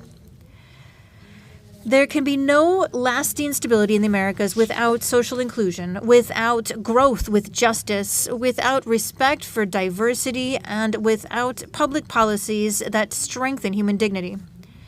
Along those same lines, Brazil underscores the central nature of human rights as part of the Inter-American project. The OAS and the Inter-American human rights system are an institutional heritage that is extremely relevant for this region. Their contribution to protecting human beings, strengthening the rule of law, and consolidating fairer societies must be preserved and it must be deepened. That includes our commitment to women's rights in all of women's diversity, Afro-descendants, persons with disabilities, children, the elderly, and indigenous populations, as well as fighting any form of discrimination, xenophobia, exclusion, and violence. The Americas are also facing a shared challenge which requires coordinated action, that is transnational organized crime. For Brazil, just a wide-ranging approach of public security will allow us to effectively respond to that phenomenon. And we must combine our qualified repression of criminal networks with attention on deep cases of violence and crime. And that also requires recognizing the shared responsibilities that we all face throughout the chain of the problem, including in consumer countries and countries where illegally trafficked weapons come from. We don't need to overgo the legality behind this issue. What we need is greater cooperation, particularly when it comes to intelligence and fighting money laundering. Democracy continues to be essential for hemispheric cooperation. For Brazil, defending it requires much more than just holding periodic elections. It requires strengthening our institutions, protecting our fundamental freedoms, and expanding citizens' participation while ensuring that democracy produces concrete results for the lives of individuals. It also requires that we address the challenge of preserving integrity of information as we face new technology, and that includes AI, in a way that is compatible with freedom of expression and human rights.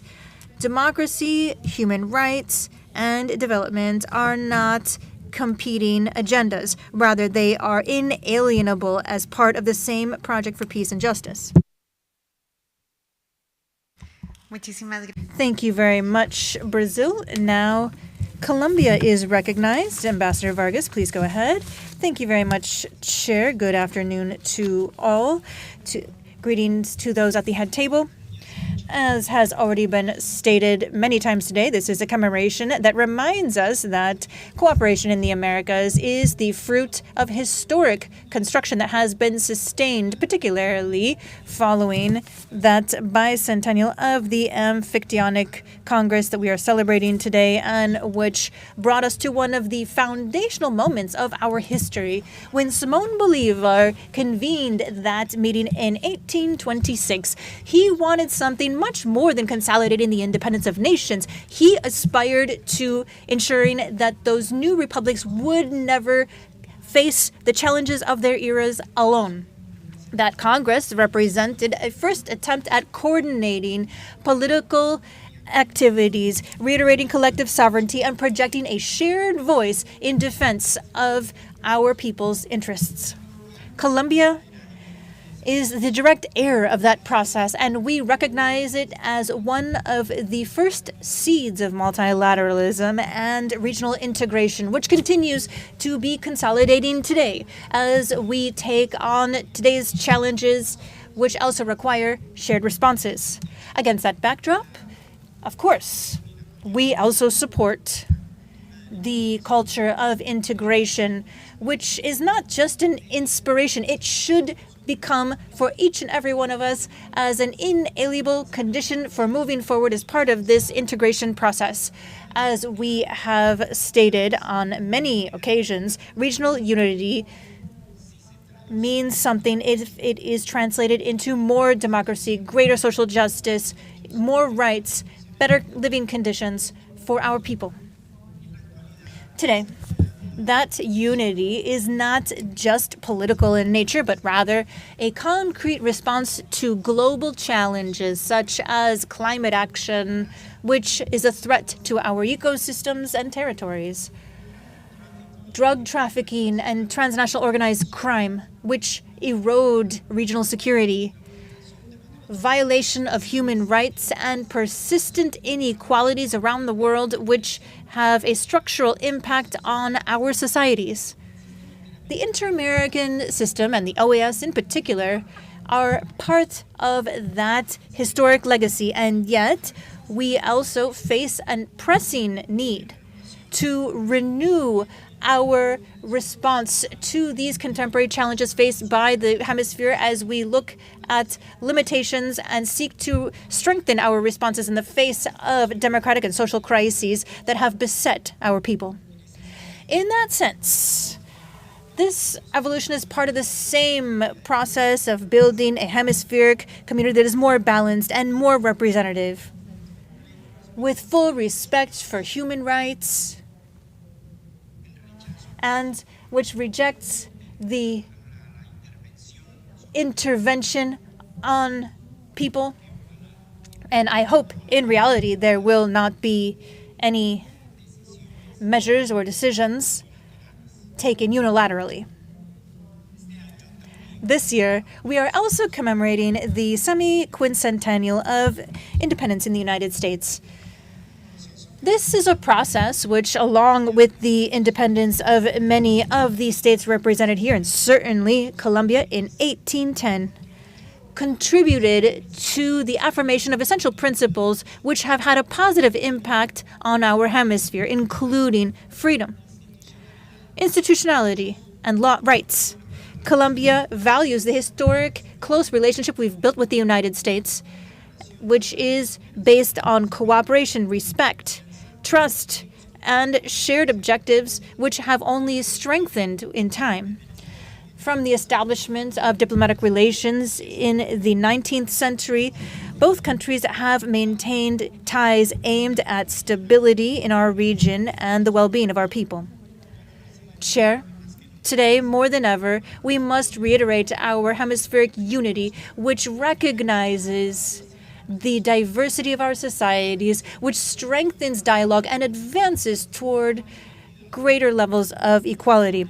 Colombia reiterates its commitment to these principles as we work to strengthen this valuable space as the part of the horizon imagined by Bolívar, so it remains open and so that it continues to be part of our collective effort. Thank you very much. Thank you very much, Ambassador, for your words. And now we give the floor to Jamaica. Thank you very much, Madam Chair. Your Excellency, Albert Raldin, Secretary General, Assistant Secretary General, Ambassador Laura Hill, prominent representatives, other distinguished ladies and gentlemen. The delegation of Jamaica takes this opportunity to express appreciation to the delegations of Panama, Costa Rica, and the United States for facilitating this very, very important engagement. Excellencies, distinguished delegates, ladies and gentlemen, it's an honor to join you today in commemorating Pan American Day, an occasion that invites us to reflect on a shared vision rooted in cooperation, solidarity, and a common belief that the nations of the Americas are stronger together. On this day, we recall the historic beginnings of our hemispheric partnership, dating back to the first International Conference of the American States in 1890, which laid the foundation for what is today the Organization of American States, a forum that continues to unite our region in pursuit of peace, democracy, and development. Pan American Day is more than a commemoration. It's a reaffirmation of purpose. Across our hemisphere, we are facing evolving and interconnected challenges, from threats to democratic governance, to the growing complexity of transnational organized crime, to the urgent needs and demands of sustainable development and climate resilience. These challenges do not respect borders, and therefore, neither can our solutions. As highlighted in recent reflections from the Jamaican delegation on this partnership between Jamaica and the OAS, the strength of our multilateral system lies not only in the support we receive, but in the contributions we make to one another. Cooperation in electoral observation, youth engagement, disaster response, and institutional strengthening demonstrates that multilateralism is not an abstract ideal. It's a practical tool that delivers real results for our citizens. In moments of crisis, we have seen the true value of hemispheric solidarity. Whether responding to natural disasters or supporting democratic process, the OAS has shown that collective action remains essential in advancing stability and resilience across our region. But Pan American Day also calls us to look ahead. We must renew our commitment to collaboration, dialogue, and mutual respect. We must ensure that our institution remains responsive, effective, and inclusive, particularly for the next generation whose engagement will shape the future of our hemisphere. We are reminded of a simple but powerful truth. Peace, security, democracy, and development are deeply interconnected. One cannot be sustained without the others. Therefore, the delegation of Jamaica calls on us to use this moment not only to celebrate how far we have come, but to recommit to the work ahead, strengthening democratic institutions, promoting human rights, advancing inclusive development, ensuring that the benefits of cooperation are felt by all our peoples. Pan American Day therefore reminds us that the idea of the Americas as a community is not merely aspirational. It is built every day through partnership, shared responsibility, and a collective determination to move forward together. In closing, Let us continue to build a hemisphere where every voice matters, every nation contributes, and every citizen can thrive. I thank you. Muchísimas gracias. Thank you very much. Now we have heard from all of the member states, and based on the list of speakers, we will open the floor to our beloved permanent observers, beginning with the Holy See. Monsignor Juan Antonio Cruz Serrano, I give you the floor. Thank you very much, Chair. The delegation of the Holy See is delighted with this celebration of a protocolary session, an opportunity to commemorate Pan American Day, and this commemoration takes on particular meaning this year, as we are also celebrating two historic moments: the bicentennial of the Amphictyonic Congress of Panama and the semi-quincentennial of the American independence. Both of these commemorations come together as part of the same aspiration, that is, building a regional order based on unity, freedom, and cooperation. In that sense, the Pan American Day celebration is not only to look at our shared past, but to renew our shared commitment to the future. This aspiration is expressed today in our institutions, in the OAS, the foundation of which is expressed in its own charter. Indeed, in its first article, I quote, it states, "The American states enshrine in this charter the organization which they have developed in order to achieve an order of peace and justice, promote solidarity, and strengthen their collaboration," end quote. These words are still relevant today in an international context marked by complex challenges that require concerted responses. In that sense, Pope Leo XIV has recently expressed that the purpose of multilateralism is to provide a place where people are able to come together and hold dialogue following the model of the ancient Roman Forum or the medieval square. At the same time, in order to establish dialogue, we need to have an agreement on the words and the concepts that are going to be used. And we need to rediscover the meaning of these words, which is perhaps one of the main challenges that we face today. Chair. In this spirit, the Holy See urges member states to continue to strengthen dialogue, cooperation, and multilateralism as instruments that are sine qua non to addressing the challenges of our era and building a hemisphere that is fairer, more united, and peaceful. Thank you very much, Madam Chair. Muchas gracias. Thank you very much, Monsignor, for your words. And now we give the floor to the Ambassador of Italy. Muchas gracias. Thank you very much, Chair. Mr. Secretary General, Madam ASG, distinguished delegations, Italy, as permanent observer, would like to thank you for convening this commemorative session, which brings together two major milestones of freedom in the hemisphere. And thank you very much also to the distinguished Ambassador Einaudi for his presentation. We wanted to underscore that these anniversaries are part of a chapter of history that is certainly also shared with Italy.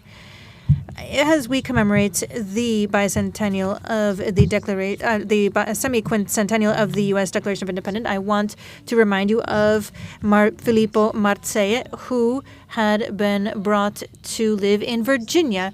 His close friendship with Thomas Jefferson and his writings were the seed of this idea that all men are created equal. This principle was begot from Italian humanism, and it became a pillar of American constitutionalism, and it was a guiding light for all nations seeking freedom. Similarly, the bicentennial of the Amphictyonic Congress in Panama connects us with that sense of regional multilateralism and Pan-Americanism. The dream of liberty of Simón Bolívar has deep roots in Italian soil, and it was in Rome where they were dedicated to freedom. And that statement from 1805, which has its origin in the deep knowledge of Roman history, flourished in 1826 as the first attempt to create a community of nations united by peace. As anticipating the mission of this organization, today Italy reiterates its commitment to continuing to be a bridge of shared values between the Americas and Europe. These anniversaries invite us to reflect on the past and the present as we seek out above all what brings us together, such as the Secretary General himself stated at the OAS. This is a great asset. Thank you very much. Thank you very much, Ambassador. Now we give the floor to the Observer Mission of France. Ambassador, you have the floor. Thank you, Madam Chair. Secretary General, Assistant Secretary General, permanent representatives, it is a great pleasure for France to align itself with the commemoration of Pan American Day and the Day of the Americas. France is a nation of the Americas that is fully committed to this work.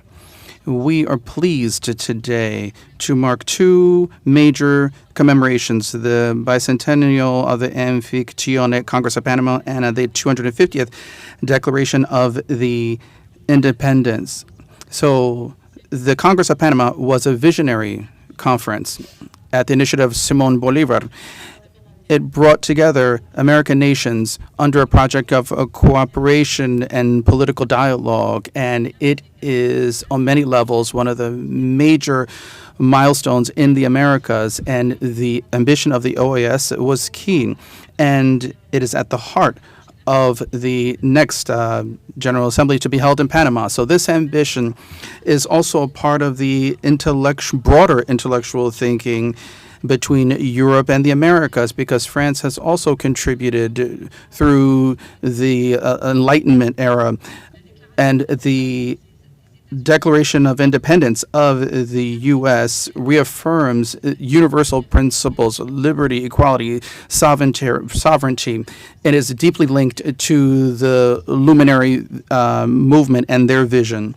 So these two political heritages, and they have the same goal to have dialogue, and they want to have this joint history. So through people like Mr. Lafayette and Duchambon, these are key figures who were committed to joining both sides of the Atlantic. So this heritage continues alive today for the 250th commemoration of the Declaration of Independence, and several initiatives, not only through our diplomatic network, through our American partners and European partners, but also in France, where we have cultural institutions and music. They are working to share this joint history with as many people as possible. So therefore, we join Latin America and the Caribbean. We will have the third week of Latin America and the Caribbean, and through this event, it will be a chance to talk about the wonderful strides that we have made among our joint cooperation. So this will allow us to learn more about each other, to address the challenges that we have, and to address the creativity in the Caribbean and in France and throughout the region. So in addition to this work, this is the transatlantic history and inter-American history that brings us together today. These ideas respond to our work, and they must be reinvented. So as we face major challenges, we are called on to remember that cooperation, regional cooperation, and the respect for fundamental rights must not be taken for granted. So as Marquis de Lafayette said, we are intimately linked to these key efforts of shared history and solidarity. They're at the heart of our efforts. Thank you very much. Thank you, Ambassador. And with that, we have finished our list of speakers. So we would like to thank all of you for taking the floor, for having participated. And we conclude this protocolary meeting, and we reaffirm the importance of these spaces for dialogue and collective reflection. This allows us to renew our commitment to the principles of the inter-American system, multilateralism, and, of course, hemispheric cooperation. What has been expressed today serves as a reminder of the value of our shared history and our common responsibility to continue strengthening our organization for the benefit of our peoples. With this, we conclude this formal session. I thank everyone for their presence and participation today.